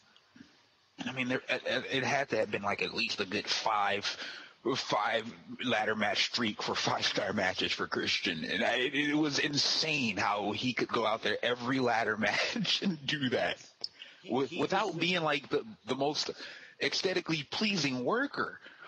He deserves the ladder match crown for all the matches he's done with that ladder. Oh, still yes. do the shit he did in TNA. Like, Christian Cage was the man in TNA. I loved his gimmick. Or just how he was. He was just great in it. That's why, personally, as great as the TLC matches were with the Hardy Boys, I always liked Christian's more because they were a singles match. And to me, it's harder to put on that type of show in a singles match because you don't have other people in there doing action too to kind of take some of the pressure off of you. Like, yeah, Hardy, they took some crazy spots in those TLC matches. I mean, some ridiculous spots. But it's a lot harder when it's just you and another guy or you and 2 other guys in there. Because now the attention is a lot more focused on you. The margin for error isn't as big. The storytelling is that much more important because it's not just a spot fest at that point. Those ladder matches, man, Ruthless Aggression era are so underrated. Even the who was it? Jericho, I think it was Jericho in He Who Should Not Be Named. And I remember Jericho putting him in the Walls of Jericho on the ladder. Yes, that was such a good match. And I was like, what in the fuck is he doing to him? And that's smart for WWE to put those 2 together because they had such good matches in WCW. Yes, they did. I will never forget. I think it's on WWE's YouTube channel too. There's a match from Nitro. Was it a Nitro or was it a pay-per-view? But it was Jericho versus Eddie. And I literally seen Jericho German suplex Eddie across the ring. And it was a literal, like, he tossed him across the ring with a German. Wow. It was like, my mind was blown. I used to be such a huge... I'm still a big Jericho fan, but him in WCW, when he was in the Cruiserweight division, when he was the champion, I loved his one run where he's like, you know what? I'm sick of beating these guys and getting nothing for them. So when he beat Prince Iakea, he took his skirt. He beat Juventud Guerrera, took his mask. Dean Malenko, he took his pride and had a picture of Dean Malenko that he carried to the ring every time. Like, Raven came up with a shopping cart of weapons. Chris Jericho came up with a shopping cart of accomplishments. Like, when he stole Dean Malenko's pride and had that up as a picture, I thought that to me was the funniest thing ever in wrestling. He stole his pride. Look at that. He's got a picture of him looking all smug, too. Oh, we forgot to mention Malenko. Oh. He's so appreciated in the wrestling world. A lot of people don't give him the credit. He can be the best North American luchador there ever was, or cruiserweight wrestler, whatever you want to call it. And no one gives him any credit for it. I agree. If the dude had any ounce of charisma, he would have been a star. Yes. He couldn't cut a promo to save his life. But that's why they put him with his crew and everything like that. You give a guy like that a manager like a Paul Heyman, a guy that does all the talking for him. My man doesn't need to talk. He saves his energy for the ring. Oh, yeah. And actually, there's a guy who reminds me of Malenko, and I never quite connected the dots until I just brought it up. Roderick Strong from ROH. He used to wrestle in TNA. Very similar in ring styles. They can't talk to save their lives. No. very similar. Because for some of the wrestling I'm in, I was actually talking to them like about becoming a manager here and there, like for certain guys, like guys that can't talk, so I can be like, whoa, big man, save your energy for the beatdown. I got the talking. Like, just give him a quick pat, say something like that, then I just rip on the guy that he's fighting. That's all we do, and then he comes out, beats the shit out of him. I think one of the problems with managers these days is it's hard to establish the wrestler these days with the manager, simply because trying to get over. Yeah, exactly. And I think the only way it would really work is if you have a manager who's with an established star already. Like Heyman and Punk worked because Punk was already established. But in terms of like a younger talent, the manager overshadows him, and we see that with like Lana and Rusev, or we've seen it with Heyman and Curtis Axel, where the manager, is completely drowning him out. They dropped the ball You on know? Curtis Axel, and it pisses me off. Oh yes, they because did. I'm a huge Kurt Hennig fan, and I'm a Curtis Axel fan. I'm going to admit it. I guess it's guilty by association, but hey, you're the son of the guy, and I like some of the shit he was doing. It's just, I don't, like him on Twitter, that guy cuts a promo on Twitter. Just let him be himself, Yep. like you said. Like, let the guys be themselves. Like Ryback, when he did some commentary where he was just being himself, he was Great. actually legit. He was bringing up Kurt Hennig stories, he was actually funny, and it actually sounded like the guy had an independent thought in his head.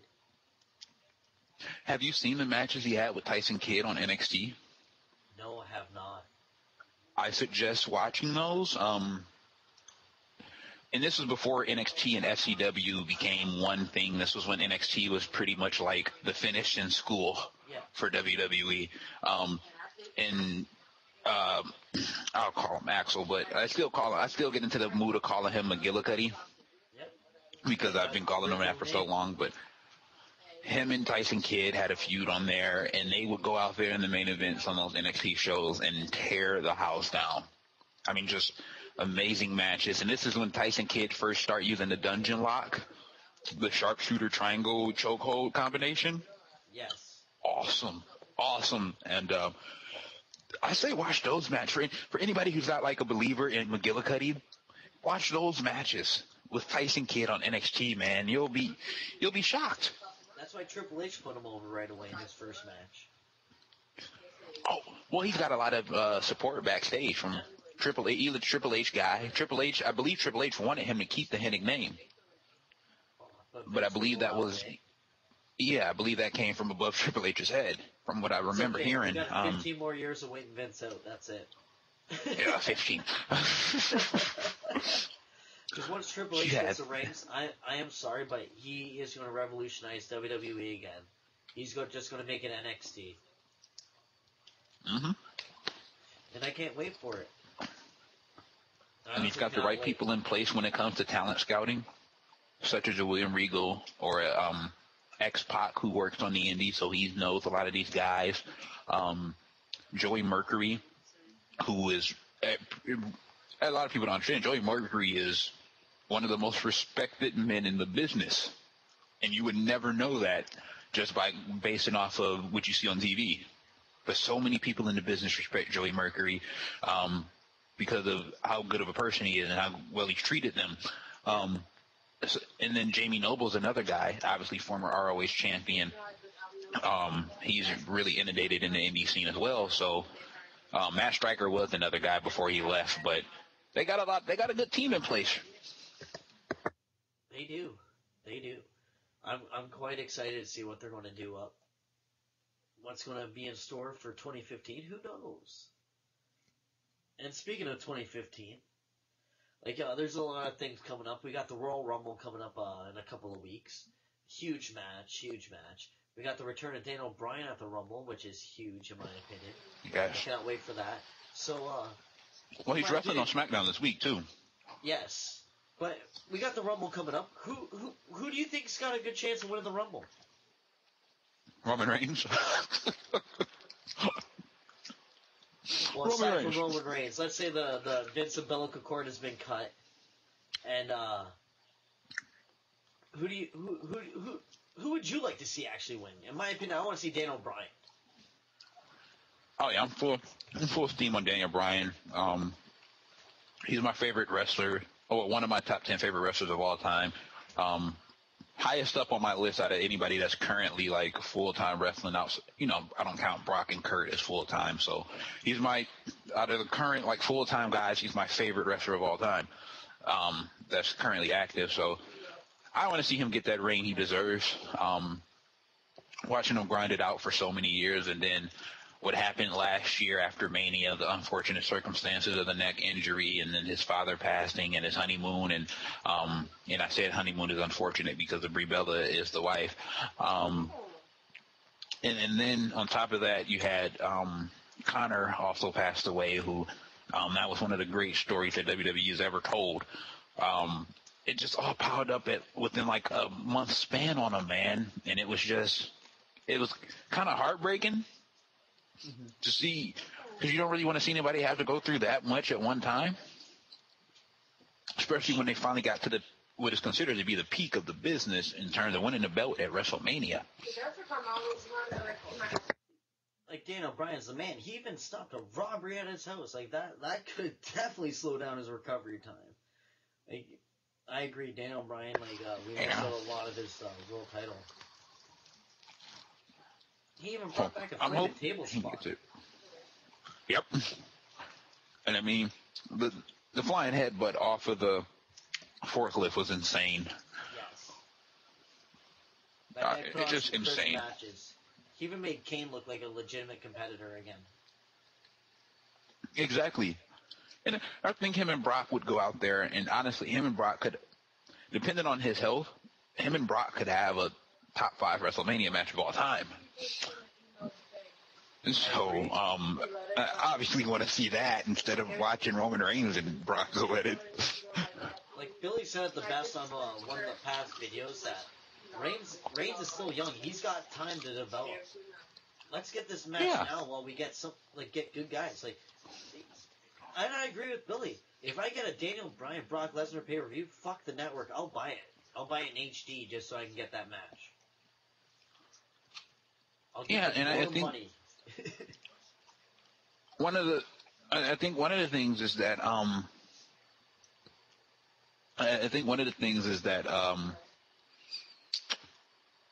this is what I was going to say. I think wrestlers don't necessarily even hit their prime, in my opinion, until they're early to mid-30s in terms of finally putting all the pieces together, character-wise, and ring-wise, psychology-wise.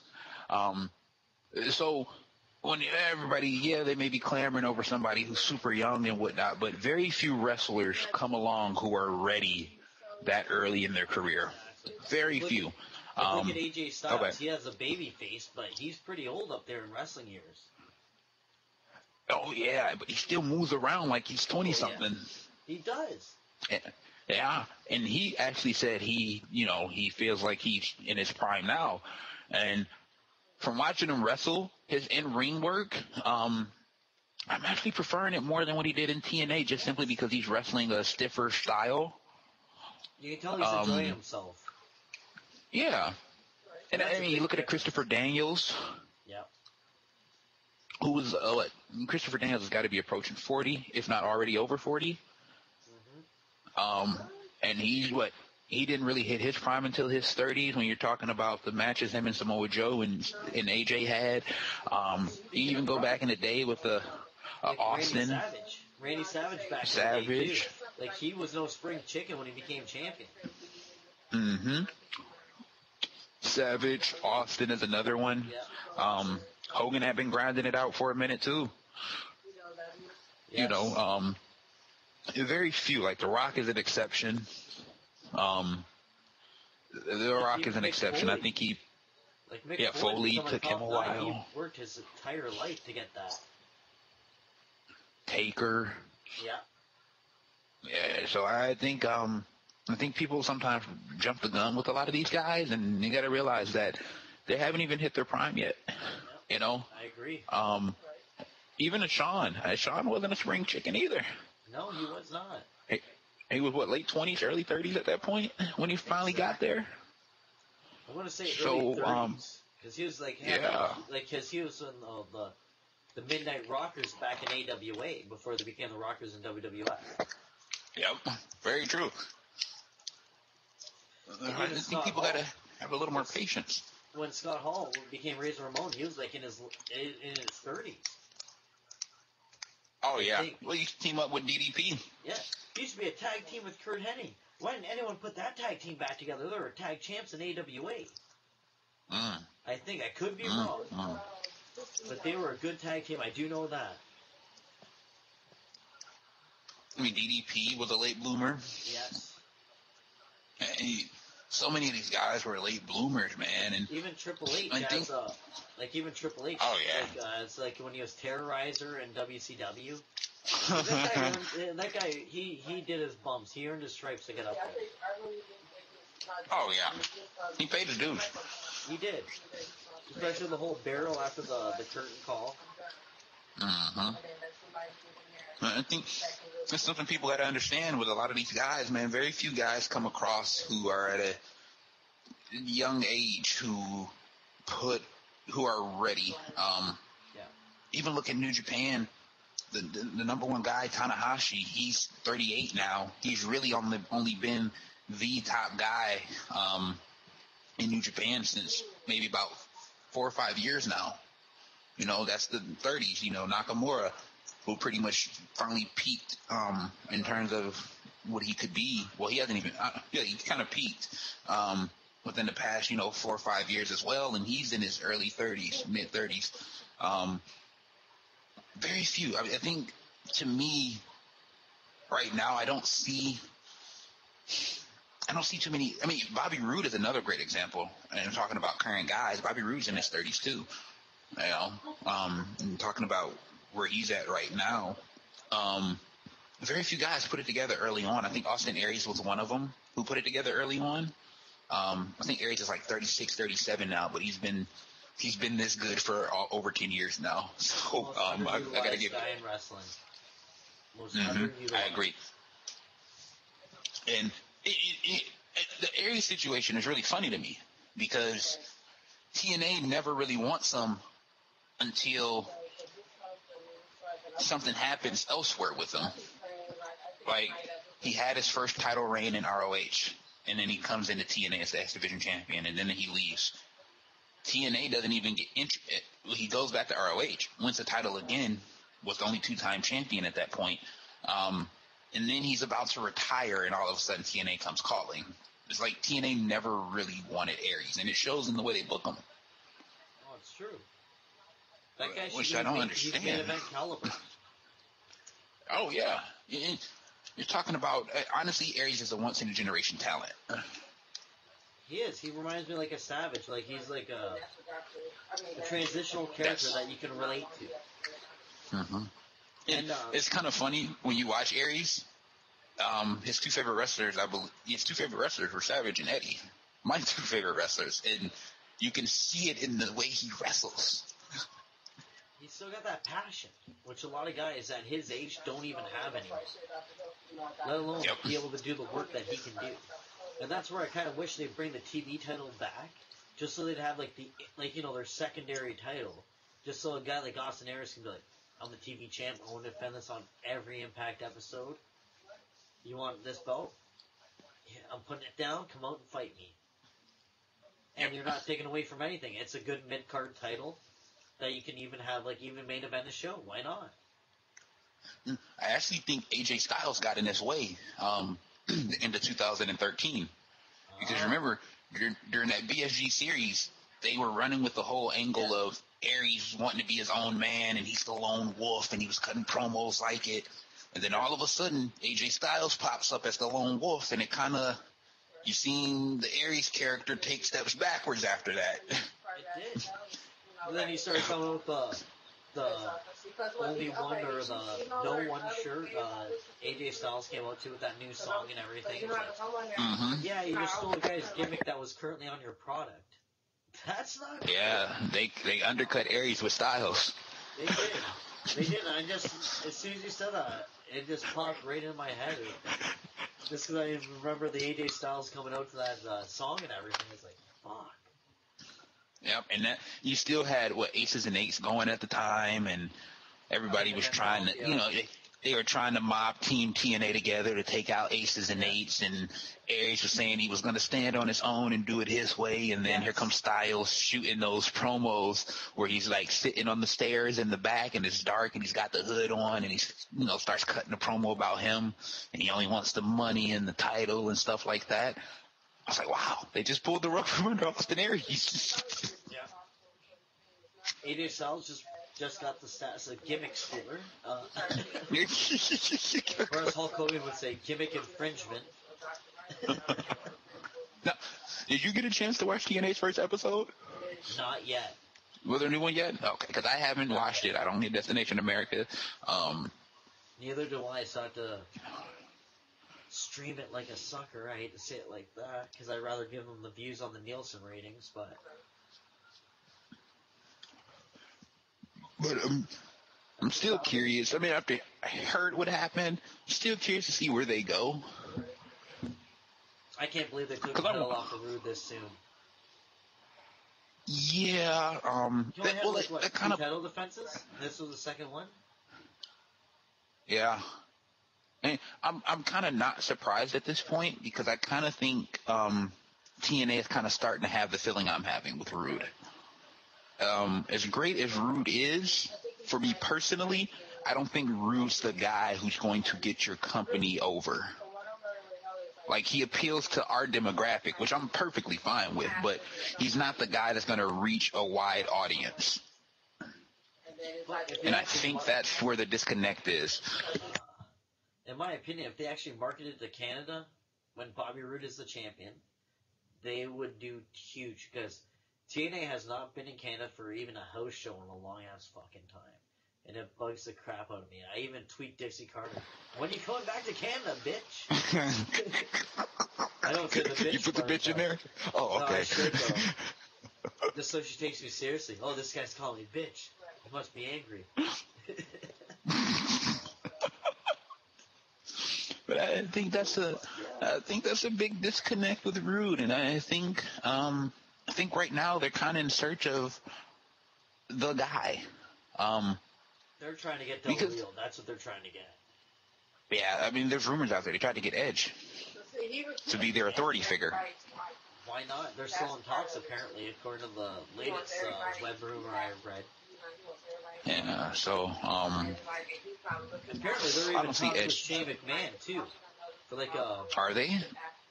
Like, as, like, I guess, like, not as, like, an on-camera character, but more, like, in the background, like, the help with advertising and stuff like that. But that's only, like... Oh, that would change the game. That's only stuff I read on net, online, so I don't know 100%, so don't ever quote me on that, but that's just what I read. You know what? That might be good for everybody. It would be. Because if Shane went to TNA, Vince would be pissed, and he would try to stomp TNA a new one by putting on a better product. He's so... Well, the WWE marks already do enough damage to TNA. Like, speaking of WWE marks, like, you know the whole current Dolph Ziggler, Eric Rowan, and Ryback firing gimmick they have going on now? How they're trying to say that, yeah, they're fired from WWE, and they're getting bookings in ROH. They refuse to work for TNA because they don't want to work for minimum wage. I was like, what? Why would you bash one company if this is a kayfabe fucking firing? Because if Dolph Ziggler was really fired, you don't think TNA would have been like, we'll give you the belt, we'll put you right in here, come right now. And he would have been on the next Impact. The first live show that they have, he's there. Yeah, he sure would have. He would have been there ASAP. Exactly. Because everyone's been clamoring him on, even like bugging him on Twitter. Oh, TNA needs you for the X Division. No, we don't. We need him for the World Title Division. Badly. Because we can get a Dolph Ziggler coming out as himself, so he'll come out as his regular name or whatever. I don't care what he likes. As long as it's the guy that's going to put on 5-star matches that he does already with a watered-down product. Yeah, and TNA's really suffering right now with the roster depth. Like, people are marking out over Congo Kong. I'm not. I didn't like Congo Kong to begin with. You didn't? I want to see Brooke Tessmacher back. She's back. Well, I know, but... She's in a feud with, Velvet Sky now. Who is in a feud with Velvet Sky? She blocked me on Twitter. I keep that as a badge of honor now. Who, Velvet? Yeah, just because she tweeted out, oh, Chris is mad at me because I came out during this match. I said, you should have been out there in the first place. He won the world title without you.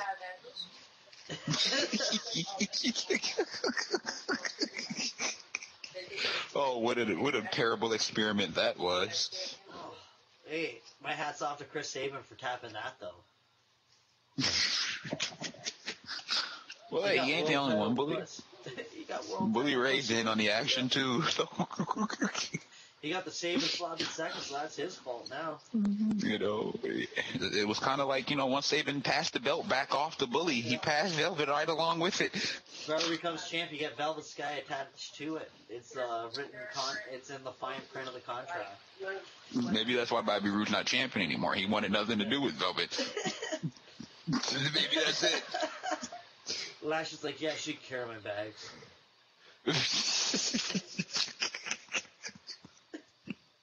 Hey, now, we've been talking good wrestling, and speaking of good wrestling, I'm going to bring up a great tag team here. The Young Bucks. A lot of people rip on them. I know you're a fan of them. Young Bucks, in my opinion, are good tag team wrestling. Stuff that this mainstream, I am doing the Dr. Evil quote-unquote mainstream, need to see. Because these guys are fucking legit.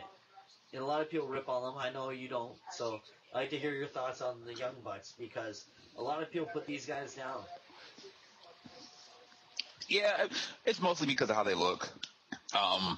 The Hanson rib, they're well aware of it. For a lot of their indie shows, they come out to Bop by Hanson as a rib on themselves. Why not? So they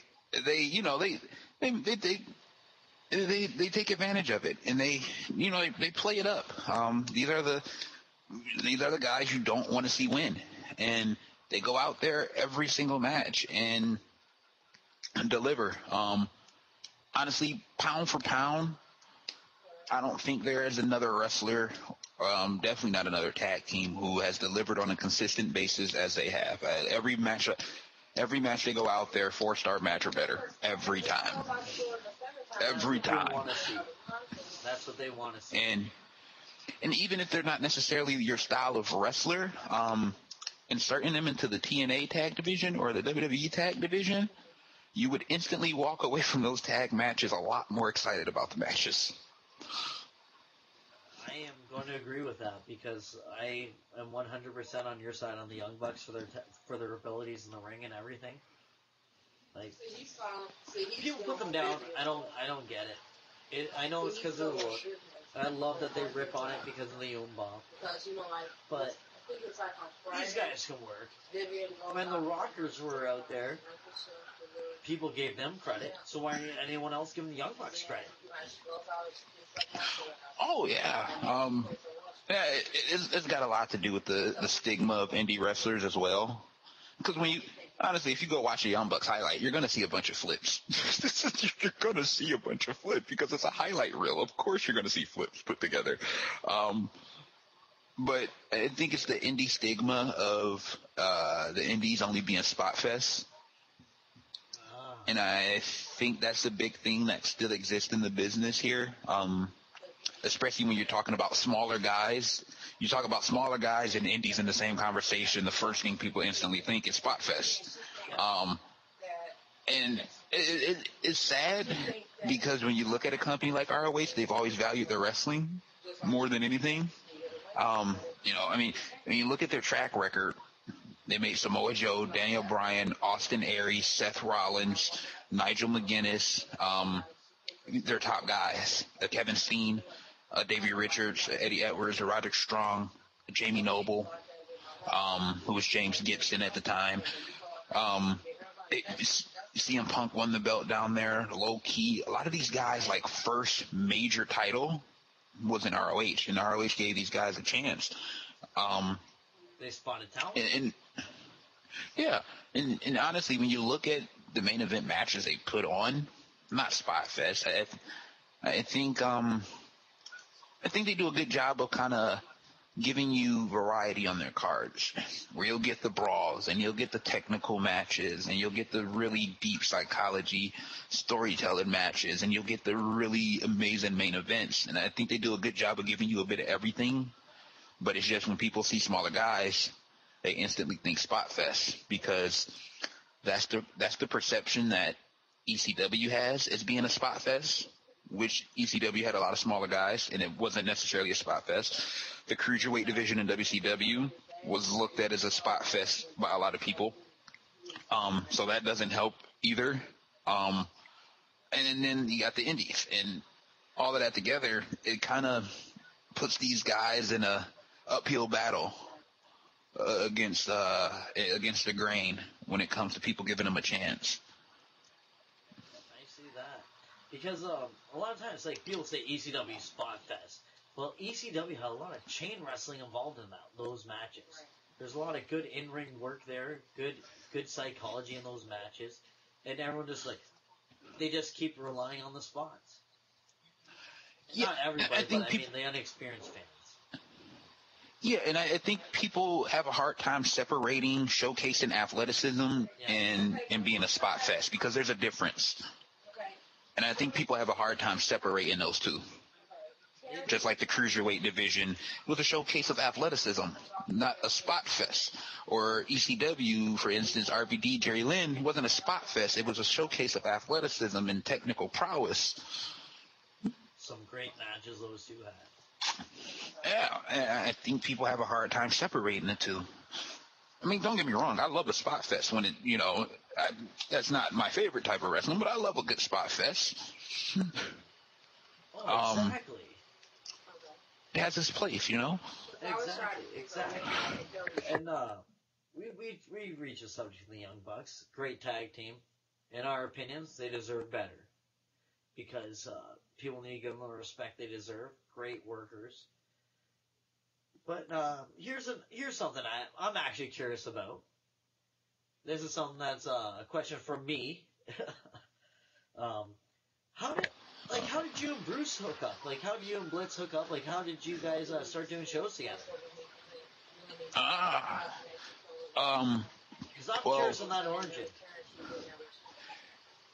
I can't remember what year it was, but a while back, I used to listen to the Pro Wrestling Report. Damian Nelson and David Hero. I used to listen to them, and one day, their show was on Blog Talk Radio, and one day I got tired of listening to them with all of the extra stuff they would do in terms of like, this guy's offered Del Rio, this guy's offered Miz or Cody Rhodes, and a lot of the goofy stuff came off as childish to me. So I got tired of it, and it was entertaining to a degree, but it wasn't necessarily my fit for wrestling, reviews. So while I was on Blog Talk Radio, I'll say, hey, let me look up some other wrestling, podcasts that are on here. And I came across Bruce's podcast. And back then on the podcast, Bruce would talk about Raw for like the first hour and a half of the podcast. And then after that, he would transition into the NFL or the NBA, depending on what was on. So I listened to the podcast, and I was in the chat section interacting. And it was just really cool, man. I love the style that they brought to the table. It was Bruce and a Jesse and a Brian. A Cowboy Ryan was on there at the time, and Vegas Mike and Calvin. And I just loved the way it was. It was unfiltered. There was a format to the show to a degree in terms of the order, but there wasn't a format and, hey, I'm gonna ask you this question and you answer. I ask you this question and you answer. It was just guys sitting around and talking. So did that. And I was a listener. I was a listener of the podcast for a while first. And one day Bruce was doing his at the end of the show, Bruce would let Brian take over, and Brian, they were talking NFL, and Brian's a Seahawks fan. I'm a Lions fan. I hate the Seahawks. I hate Pete Carroll. And I actually called in to troll Brian and give him a hard time about the Seahawks because at the time it was a playoff race. And the two teams who were competing for the sixth spot were the Seahawks and the Lions. So I called in to kind of debate with Brian, and that went really cool. Everybody was really cool, and from that moment on, I started calling in until I became a regular on the podcast, and then eventually I would be hosting the podcast on Saturday nights. Me and Jay would host the podcast on Saturday nights, and then Jay got busy, so it was just me. And then after that, Bruce transitioned to YouTube, and he brought up the idea of me to, I should start a YouTube channel. And he helped me start my YouTube channel. And we've been making videos and doing stuff on the site. I wrote a couple of articles for the website a long time ago. So that's pretty much how I got connected with Bruce, man. I was a fan. I was a viewer at first. Excellent. I did not know that story. That is fucking killer. Yeah. So it's been about 3-4 years now. Excellent. Well, I will say, before I got on the panel, I started off watching all the videos like that you guys did. I was really hungover one day, and I missed TNA Impact because I bartend on Thursday nights when TNA was on Thursday nights, and I was hungover on the Friday, and I was like, "Fuck, I missed TNA." The video footage, like my DVR fucked up, so I was like, "Okay, I'm gonna check out YouTube." And I typed in TNA review, and I typed in the date, and Blitz was the most recent thing that came up, so I checked it out. It was fucking great. I got hooked on you guys. Like, I was laying on my couch watching, and I was like, this is fucking good. These guys actually know wrestling. That's what got me hooked to you guys. And it's also crazy because it's kind of like wrestling is such a the wrestling community. We catch a lot of slack for watching wrestling, but it's crazy how it's brought so many people together.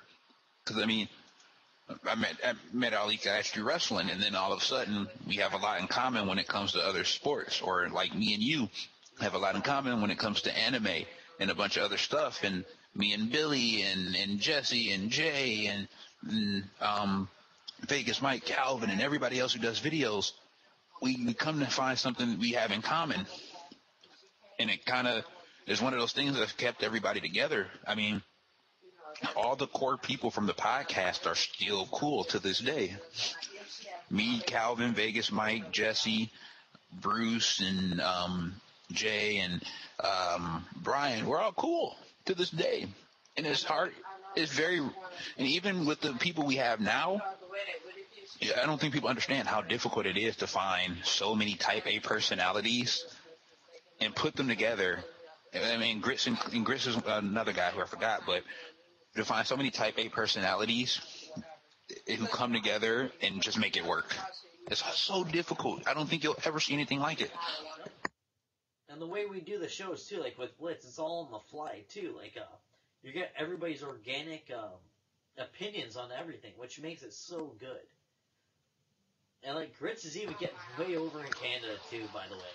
Because like, my friends, like, I make them watch the Blitz shows that I do and stuff like that. Like, man, that guy Grits is fucking hilarious. What, like, you know, like a lot of times he's like, come on, Bruce, tell me. He just, like he is very passionate about what he's talking about, and it comes over. It's so good because people listen. Like, this guy knows what he's fucking talking about. Just like that's why I have you on the show right now. You know exactly what the fuck you're talking about. Grits is the Uchiha family of the Blitz team. The way he describes stuff with such, you could visualize it. Yeah. It is amazing how well this guy is able to say something that you can really visualize it. It's so vivid.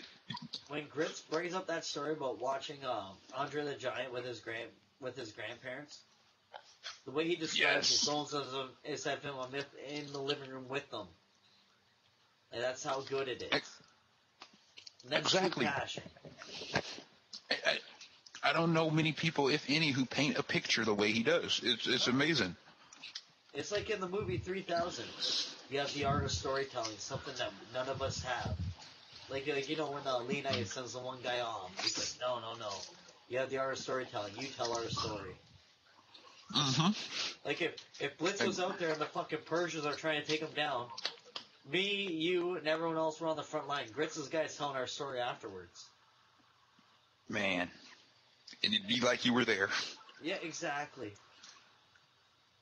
Like, honestly, if it wasn't for the Blitz Network, I would not have met you guys, and especially you, and I'm honored to be a part of it. Like, hey, man, I feel the same way to this day. It's just great to just have just people you can talk to. You can just shoot the shit, and it's not like it's like, hey, we're doing a WWE promo. No, we're just shooting the shit like regular guys. That's what we do. Yeah, and sometimes, people can.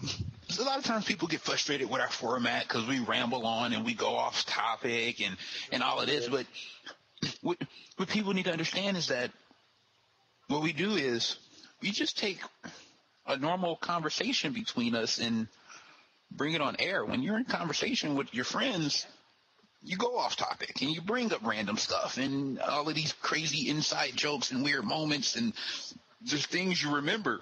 It's kind of like when me and you went on a tangent on anime. Exactly.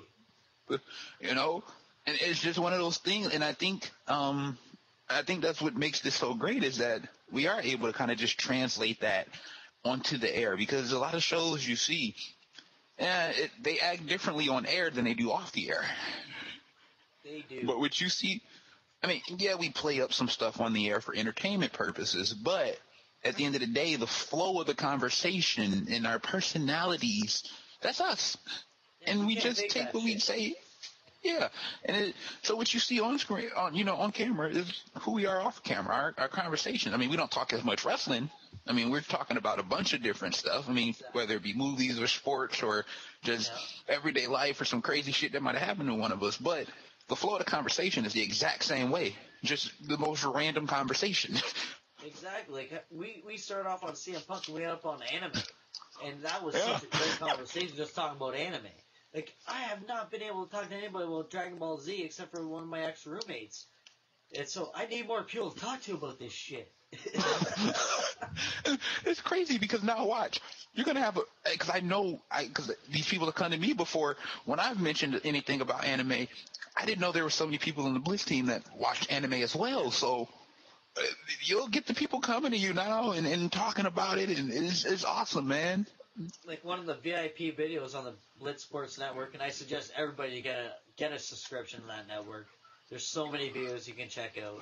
But one of the ones I'm going to bring up is when we're doing our fancy booking of Floyd Mayweather versus John Cena. When I said he went Super Cena, it said, "You can't see me," as if he's doing the spirit palm on and Floyd Mayweather grabs him. I don't believe in fairy tales. It's just shit like that. It's just fun, Exactly. We just come on here and we have fun.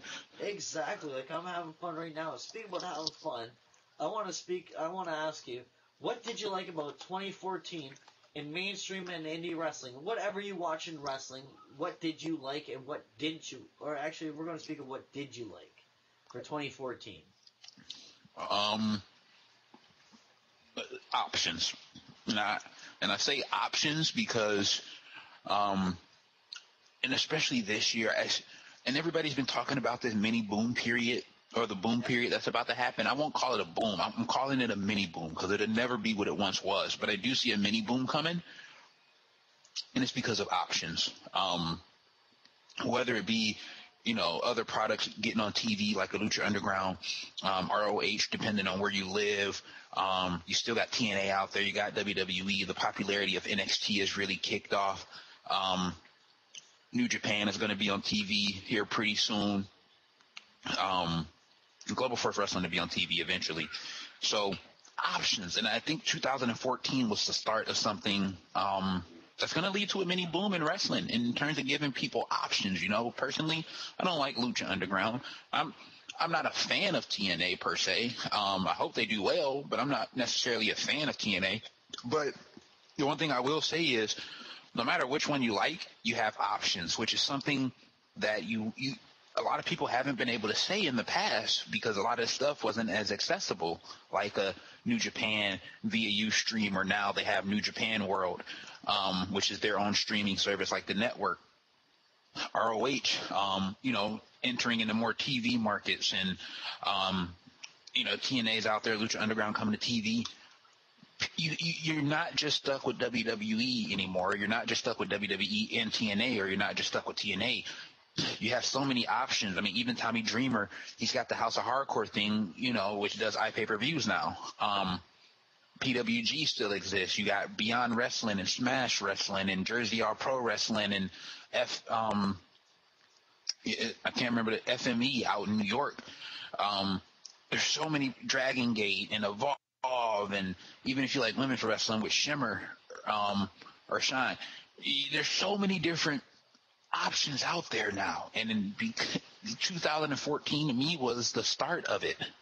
It was the start of having options for a lot of people who got a chance to say, hey, I'm going to check out TNA instead of WWE. Hey, I'm going to check out NXT. Or, hey, I'm going to check out ROH or New Japan or Lucha Underground. And it's cool that people are finding something they like, because I love wrestling. I love the sport of professional wrestling. So nobody's going to agree on everything. It's subjective in terms of what you like, but I'm happy that people have found something that they like. Yes, I agree with that. So to me, that's the biggest thing I'm taking from 2014 is the start. Another thing is, I think 2014 was the start of the fans era of wrestling. Because for so long, these companies have tried to tell us what we should like, who we should want to see as the champion, and all of this and that. And I think 2014 was the start of something that's going to be incorporated in the mini boom in terms of listening to the fans finally. Like the Yes Movement. The Yes Movement is a perfect example. TNA, they were putting on some terrible shows earlier in 2014, and so they listened to the fans and they turned the shows around, and they went back to a more wrestling-oriented product in the six-sided ring because that's what the fans wanted. Yes. The fans wanted Bobby Roode. They got Bobby Roode. Yep.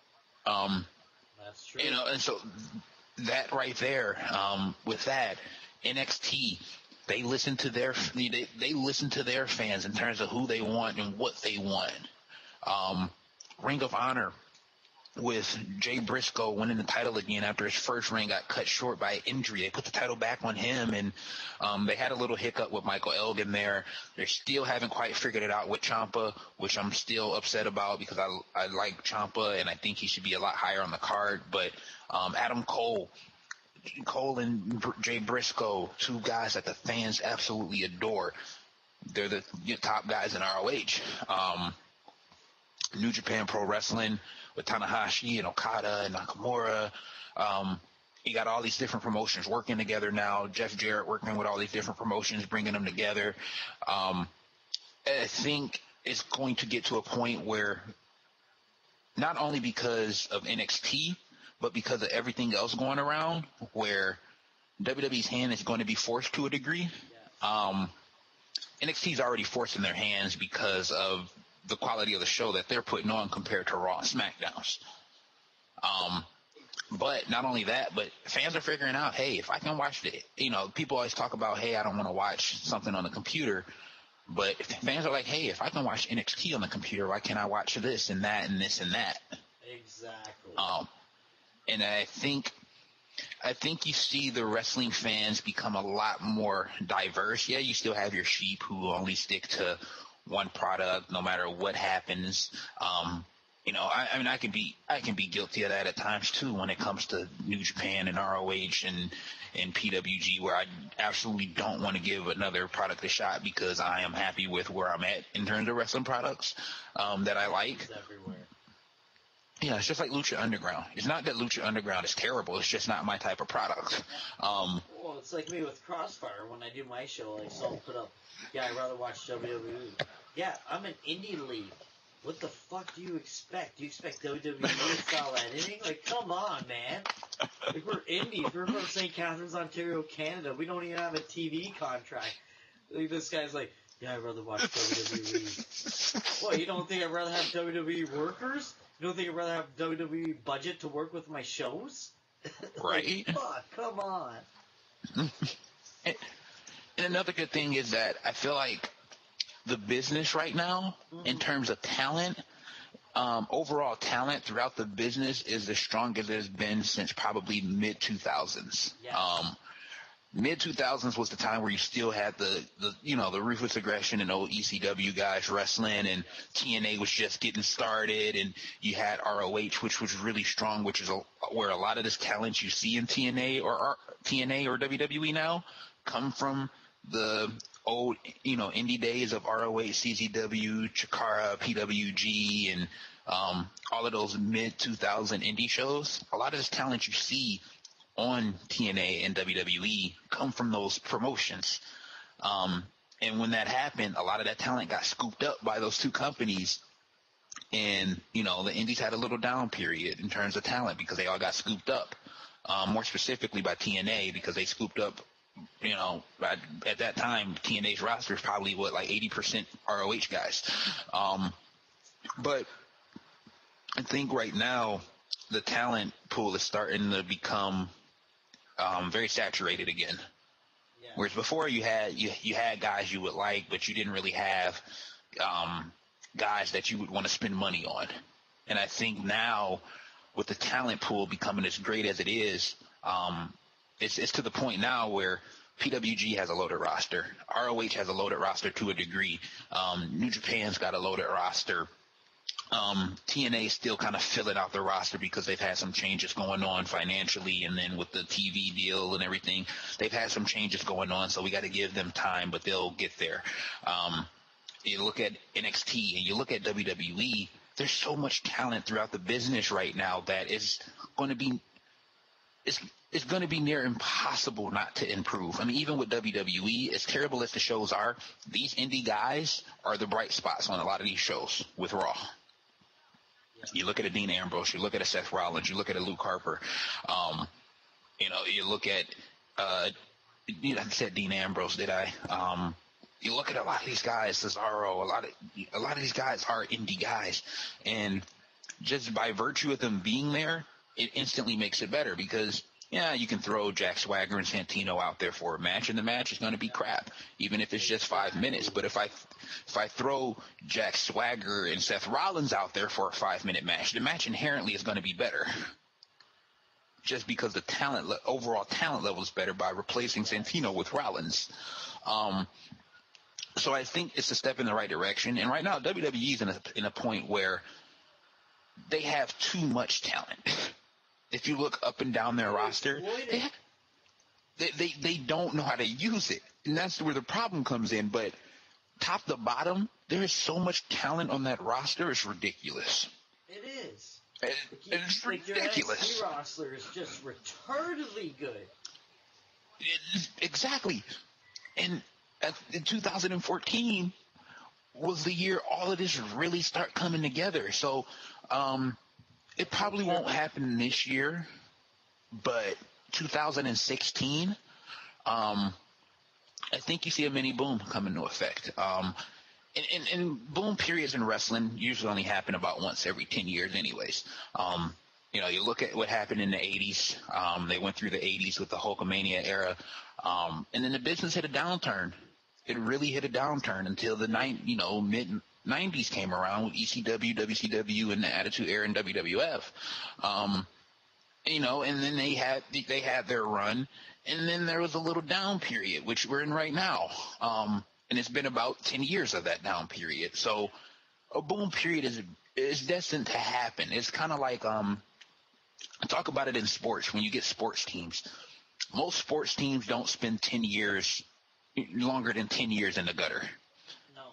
Most sports teams find a way over time to put a winning team on the field or the court over a 10-year span. Yeah, all those draft picks, you better get something going. Yeah, exactly. And it's just the way things work. Certain teams have to die down, whether you get old players or people who retire or injuries, and that team all of a sudden is in a rebuilding mode, and it takes time to rebuild. And I think right now, John Cena and the WWE have done so much damage to the business that it's really it's really just now starting to rebuild itself. If you really take a look at it, because Cena damage. Yeah, him in WWE, 10 years of damage. He had the real John... decade of destruction. Not The Undertaker. John Cena did. And what you're seeing is, after WrestleMania, John Cena's going to be taking a bit more of a back seat now. So now you're getting to that point, like in sports, where your star player is no longer the star player he was before, and you got new talent, you young up-and-coming talent coming in, and you have either two choices. That star player stays, and he takes he accepts a lesser role, or you cut ties with them altogether. And that's what's starting to happen. Yeah. And it's not just WWE that has to rebuild the business. I think these other companies have to rebuild the business as well because of the stigma WWE and John Cena created for wrestling. It's not just that. Once Vince bought WCW, he took away all the competition he had. Mm-hmm. And that's he what really did. So that's why WWE, it bugs me. They're the only corporation that says the customer is always wrong. Meanwhile, in the consumer industry, the customer is always right. And the only thing they got right was WrestleMania 30. Daniel Bryan won the world title. And then we kind of forced them to let Brock Lesnar destroy Cena like that. Mm-hmm. We forced that to happen. And this is what I always mention. The John Cena thing, you look at over the past 2 years, there's only been one person more protected than John Cena, and that's been Roman Reigns. Which is a huge sign to me. In a long time. Uh-huh. And so, well, I think Reigns had only been pinned once, and it wasn't clean. It was the match against Bray Wyatt in, winter of 2014? So, and when him and Bray had that singles match on Raw, I think that's the only time I've ever seen Roman Reigns pinned. And so he never was the guy who took the pin in the Shield. It was always either Dean or Seth. So Exactly. WWE for the last 2 years, yes, Cena's been shoved down your throat some more, but they've been laying the groundwork for Roman Reigns in the meantime. That's all they've been doing. Yep. And I think they're going to start pushing Cena towards the background a little bit. He's still going to be there, yeah, but it's not going to be as prevalent because we've seen once WWE believes in a guy, they kind of push him out. They did it with Ryback. When they believed in Ryback, I always mention this, the triple threat match between Ryback, Cena, and Punk at Survivor Series when the Shield debuted, who was protected in that match? Ryback. Cena was the most unprotected person in that match. He took the shell shock. He was laid out for about 10 minutes while the Shield demolished Ryback, and Punk just climbed in the ring and pinned him. He didn't even have to hit another move after Cena was laid out for 10 minutes. I mean, in all essence, Cena took a clean loss in that match. Ryback took Ryback's loss was unclean. So, I think they're Cena clean loss. Very rare. Very rare. I mean, the Shield didn't even touch Cena in that match. He just took the shell shock and was out for 10 minutes and got pinned. So, when they believe in the guy, they will push Cena to the background a little bit. And then eventually, once they gain confidence in a Roman Reigns or a Ryback, then they'll see Cena fade into the background even more. But they lost confidence in Ryback, which is why you've seen him lose his position. They're starting to lose a little confidence in Roman Reigns, so hopefully he kind of turns that around, pushes Cena out. But the business is rebuilding itself right now. You know, with the popularity of these other promotions, and like I said, there's a stigma with the wrestling business now. Even if you just talk to random people and you say, do you watch professional wrestling, or you ask them about it, they instantly think WWE John Cena now. And right now, the business is in the point where it's rebuilding and trying to erase that stigma that WWE and Cena have created for the wrestling business. And different products like the other ones I mentioned are a huge part of that, on top of NXT. So I think 2014 is the start of something good, in my opinion. There were some down moments, no doubt, a lot of down moments in 14, but overall I feel like it's the start of a mini boom. So another year or two, I think we'll be good. Speaking of that mini boom, who are the guys you're looking out for in 2015? Who are the guys you think it might stand out? It doesn't have to just be WWE. 2014? No, in 2015. Who do you think is going to stand out? Okay, let me go through. I'll kind of go through each promotion that I watch and kind of just give a couple of guys. Then, got a great mind for wrestling, so this is going to be insightful. So, everybody, get your pen and paper out because MG knows his fucking wrestling. I'll start with New Japan, which is my favorite promotion. In terms of guys that I see standing out, Kota Ibushi just had already the early match of the year with Nakamura at Wrestle Kingdom 9. He just recently moved into the heavyweight division over there, so I think this year's going to be a big year for him. I see him really kind of making his mark this year over in New Japan. Let's see, who else in New Japan would I say is really going to make... Oh, Okada. Even though Okada's really established, he's not the number one guy yet. He's only like 26, 27 years old, which is ridiculous to be that good when you're that young. This year's going to be the year where he works his way towards becoming the unquestionably number one guy in New Japan, in my opinion. So, Ibushi, Okada... in terms of other guys who I see having a great year, Nakamura and Tanahashi, they're legends at this point. There's always capabilities for them to have a great year. I'm going to say Time Splitters over in New Japan, Kushida and Alex Shelley.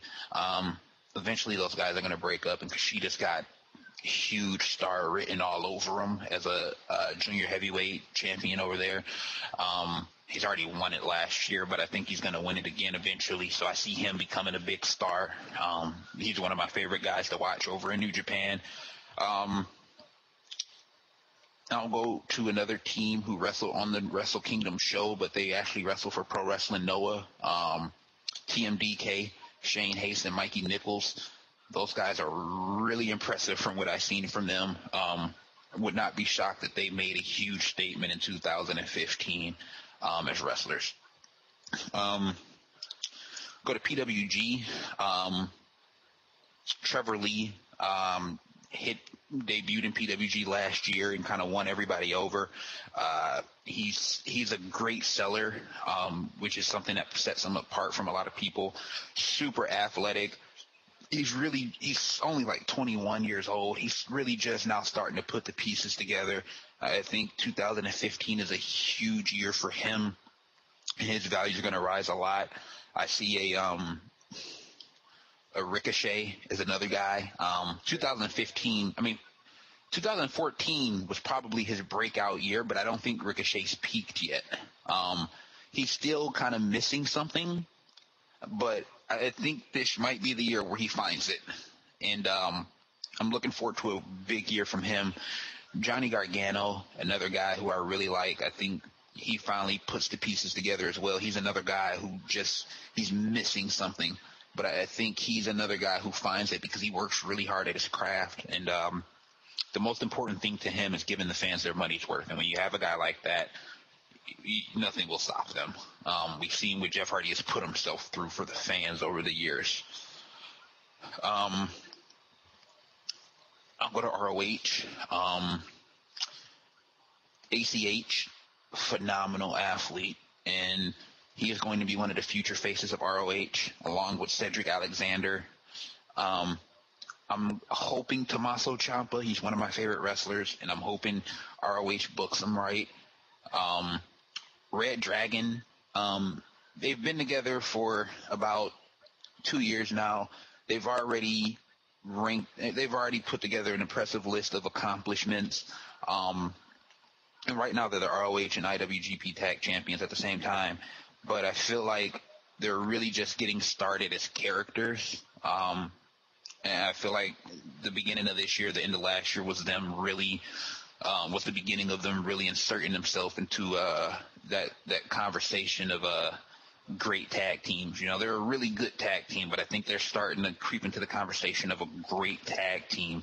All-time scale, that's up in the air because there's still a lot left in these guys, but I really think they're putting the pieces together. I really like Adam Cole. When Adam Cole comes back, he's the face of ROH. Even though Briscoe's the champion, Adam Cole's the face of ROH, and I'm expecting big things from him. Right now, ROH's roster is kind of thin with all of the wrestler movement going on in the business, so they got to fill out that roster, which is going to take some time. Hanson and Raymond Rowe, those two guys as a tag team, War Machine, huge year expected from them as well.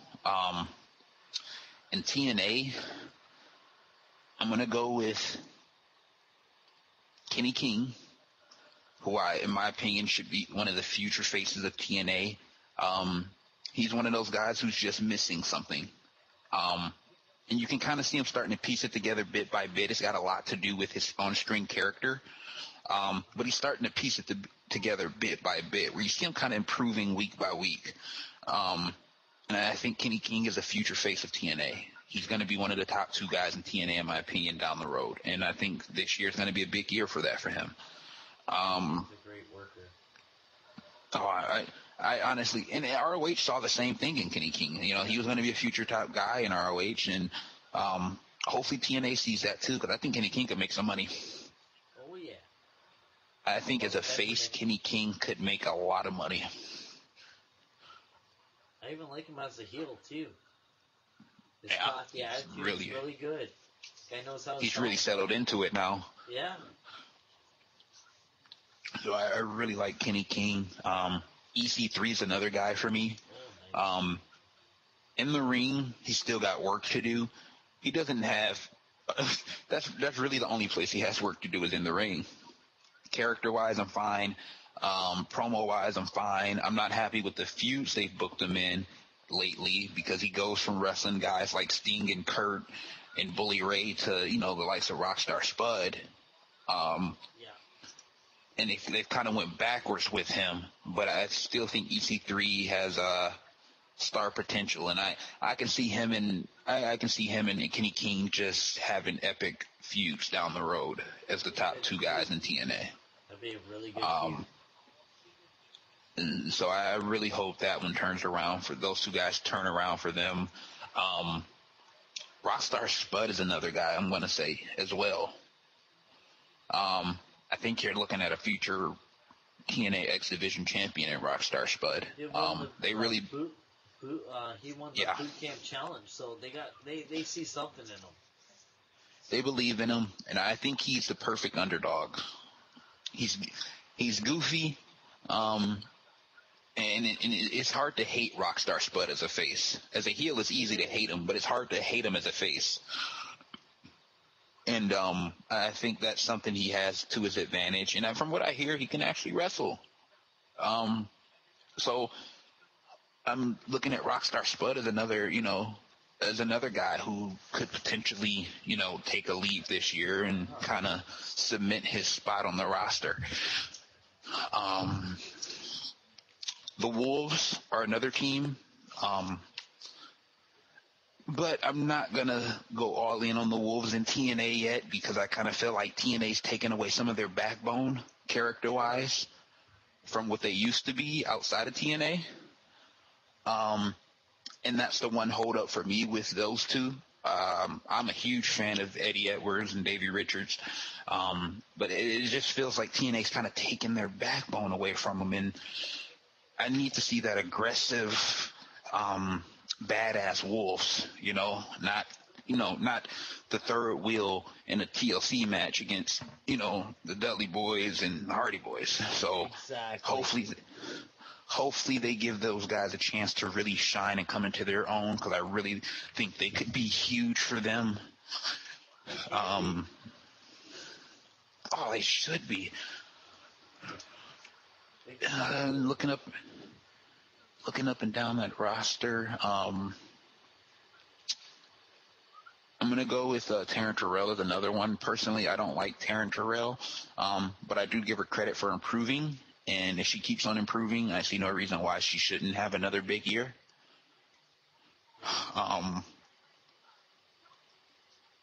Outside on the TNA roster, Gunner is another guy. I think they realized they dropped the ball with Gunner. And I'm looking forward to Gunner kind of stepping back up into that upper mid-card, semi-main event scene. They did drop the ball. Yeah, I think Gunner is one they missed out on. So they did so good last year. Like how they did the not Money in the Bank. How they did Feast or Fired. That whole thing with Gunner, like that. Even his feud with James Storm was fucking epic this year. Awesome feud. They dropped the ball. Arguably TNA's feud of the year. It could be. The way he smashed the ball over his dad's head and everything. Oh, those matches, the lockdown match, the match they had on Impact. With the suplex to the chair spots were ridiculous. Oh, the one with the guardrail. Oh, yes. So I'm looking forward to Gunner. Hopefully he has a big year. I think he's another one of those guys that they are waiting to kind of put the pieces together as well. Yeah. So I think between Gunner, King, and EC3, your main event scene is pretty good and diverse. Oh, yeah. They have for the future. WWE-wise, I mean, this is the way they book things. I'm going to just go to NXT first and go with Sami Zayn and Kevin Steen. Those two guys, they're going to be the feud of NXT this year. That is going to be a long feud, and it will be taking center stage of NXT for at least the next 5 or 6 months. So I think those two guys are going to shine. Obviously, Prince Devitt is going to shine. Adrian Neville's another guy. These NXT talents, I'm just going to give NXT props as a whole. Exactly. I almost consider them a separate organization. How they treat wrestling like wrestling. Main roster wise, ouch. I'm actually going to say Seth Rollins. Yeah, I can see that. I think they have big plans for Rollins. From what I hear, Vince is not a fan of his look. But for Vince to continuously write him in these positions that he's in says a lot. And honestly, outside of the whole Cena thing, Rollins has been as protected of a heel as you can get in that company. He does not lose clean outside of the Cena feud. So, very true.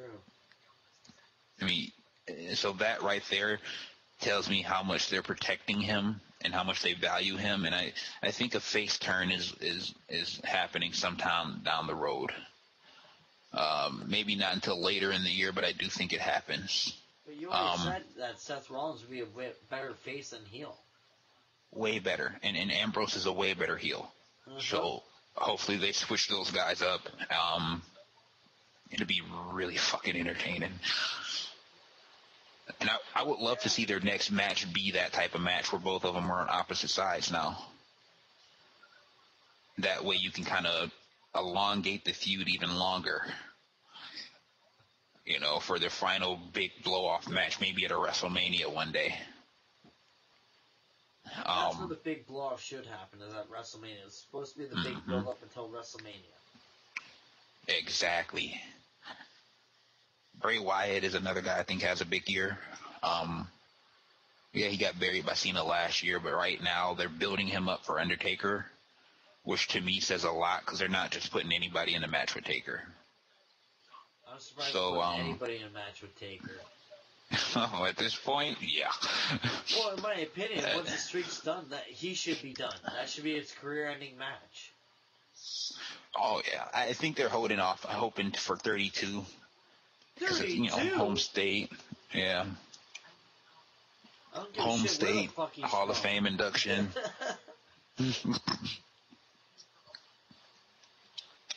But I think they want to go. Some more matches than the Undertaker now, almost.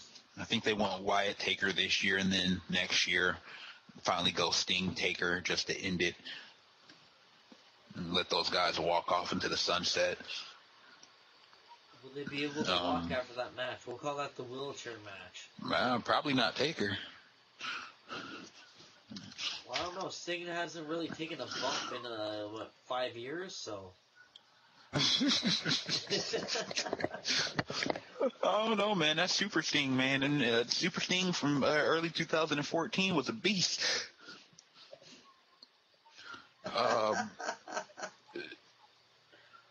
Let's see, who else on that main? Oh, I see Paige having a big year, and I see they finally righted their wrong and turned her face. Paige as a face is so marketable because she's different. It works. Yes. And people love Paige, me included. So I definitely see Paige having a big year, especially with the uncertainty around AJ Lee being there and not being there. I really see Paige having a great year. Is there anybody else on the roster I see having a great year? Oh, Roman Reigns is going to have a great year by virtue of push. Dean Ambrose is already off to a terrible start. I don't see anything happening for him. I'm gonna go with Sheamus too. Even though he's injured right now, I think he's gonna come back as a heel. And I've been begging for a heel Sheamus for at least like 2 or 3 years now. Yes, you have been. So I'll take it. So I'm going to put him on the list as having a good year. Eventually, he's got to win that belt eventually again. It's just ridiculous. And who else is he having a big year? I'm gonna say Paul Heyman.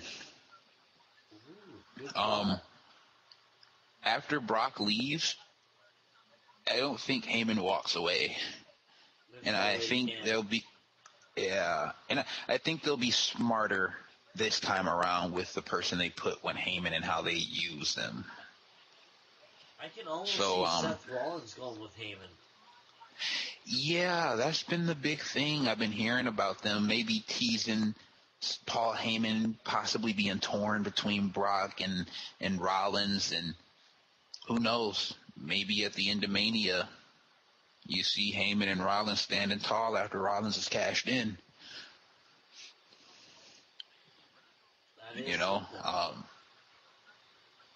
So people will be talking about that. Yep. So that is something I think WWE needs people to talk about their product instead of it being negative. Man, they need everybody to talk about it. From mamas to daddies to babies to chickens and ducks. They need everybody to talk about the products. Yeah. And I think Heyman ends up with either Rollins as one of his guys or one of these NXT talents as one of his guys. So I don't know who, but I think Heyman is the other guy I would say has a big year. Excellent. And I agree with your list right there, because those are a lot of guys that deserve to get pushes in 2015. I want to say that right now. It was looking like Ziggler. They pulled the rug from under him again, so. Is he still employed? Who knows? It's a kayfabe fighter. Like, fuck. Can't believe he got fired. I hate John Cena. I know, and then he couldn't even win him back his job. I love how Seth Rollins said that, like, in the contract signing. John, you had an opportunity to get these guys their job back, and you couldn't do it. How's that make you feel? And he didn't say nothing. That's how much that fucker cares. And this is the face of the company for 10 fucking years. Oh yeah, I couldn't get this guys these jobs back, so but I still got my job, so it's okay.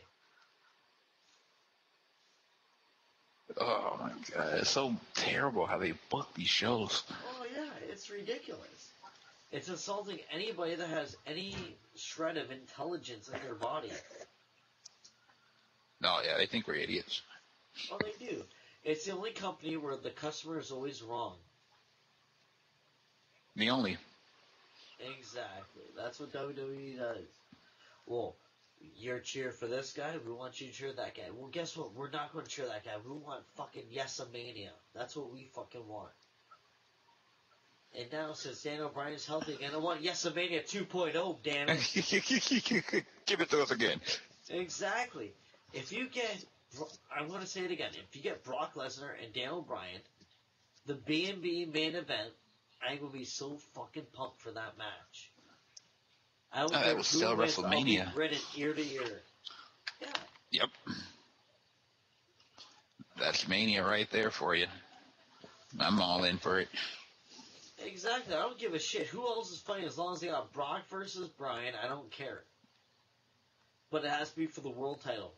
I don't want it. A Brock loses the belt and eliminates Daniel Bryan. To me, that's just fucking stupid. That's just saying, yeah, hey, exactly. we know you want this, so we're still going to give it to you, but we're going to give these guys the world title match. We don't want to see those guys in the world title match. We want to see those guys in the world title match. Give us Bryan and fucking and Brock. That's all we want. Main eventing. Fuck, I don't give a shit who else is in the main event as long as Daniel Bryan's in there. Actually, no. Fuck that. No John Cena. And bringing up the fucking fuckboy Buckethead. How do you feel about John Cena, Mad Genius? John Cena matches? No, matches, Cena, whatever. I don't give a shit what you rip on. John Cena can even be like curing cancer tomorrow before we know it, but let's hear what you think about John Cena.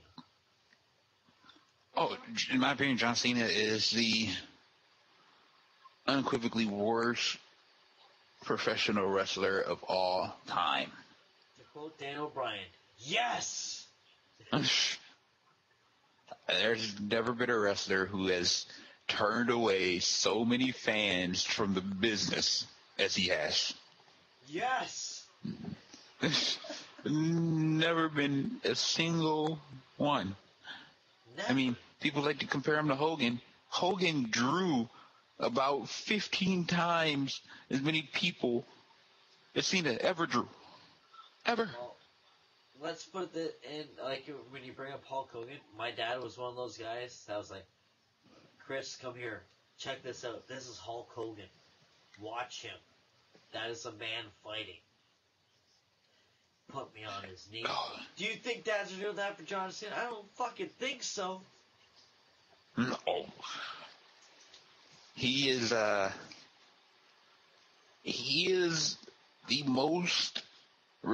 person most responsible for the terrible shows we see, not named Vince McMahon or Kevin Dunn. Exactly. He has created a stigma about the wrestling business and what the wrestling business represents that is pretty much helped bury the business as a whole when it comes to fans and viewership ratings, and people who care about the business. Match-wise, I've literally seen phone chargers wrestle better matches than John Cena. Wow. Promo-wise, I don't think he's ever cut a good promo. If he has, I sure don't remember it.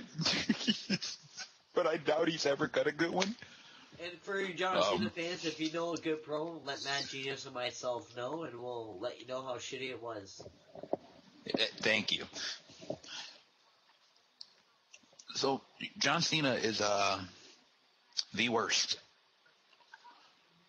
Like, you got one-name people out there. You got Kobe. You got Shaq. You got It if you're a Stephen King fan. And you have worst. That's just John Cena. Worst. I'm just going to call him worst from now on. And I'll give Kobe and Shaq credit because at least they've won a championship when it's not kayfabe. Oh, well, yeah, his fans still think it's real. Wow. They still think it's real. They need a fucking reality check. That's what they need. Alright. Well, MG and I talked for a long time tonight. Hope you guys enjoyed it. We're going to wrap things up right here. Now, MG, you got some stuff to plug. Let's plug it right here because people need to follow you. You're one of the greatest minds I know for wrestling, so where can people follow you? I'm on Twitter at Virtuoso Sports, also on YouTube at Virtuoso Sports, on Instagram at Ambitions of Greatness, and I'm on ProWrestlingTees.com/Virtuoso Sports, with a bunch of different wrestling T-shirts available, Ambitions of Greatness T-shirts, and if you're a Blitz Teamer, there's Blitz Team T-shirts available. Exactly. Those are shirts you're going to want to buy. I wear one with respect because how good it is, and not just only how good the quality of the shirts are. Those shirts feel like as if you're naked. That's how good they are. Hey, ladies love naked. And I love ladies naked. You know what? You're right there. And that about wraps things up for the Classic Chris Show. We discussed a lot of things tonight, a lot of informative stuff. MG, I want to thank you again for coming out. It's always a pleasure. And tune in again next time on the Classic Chris Show.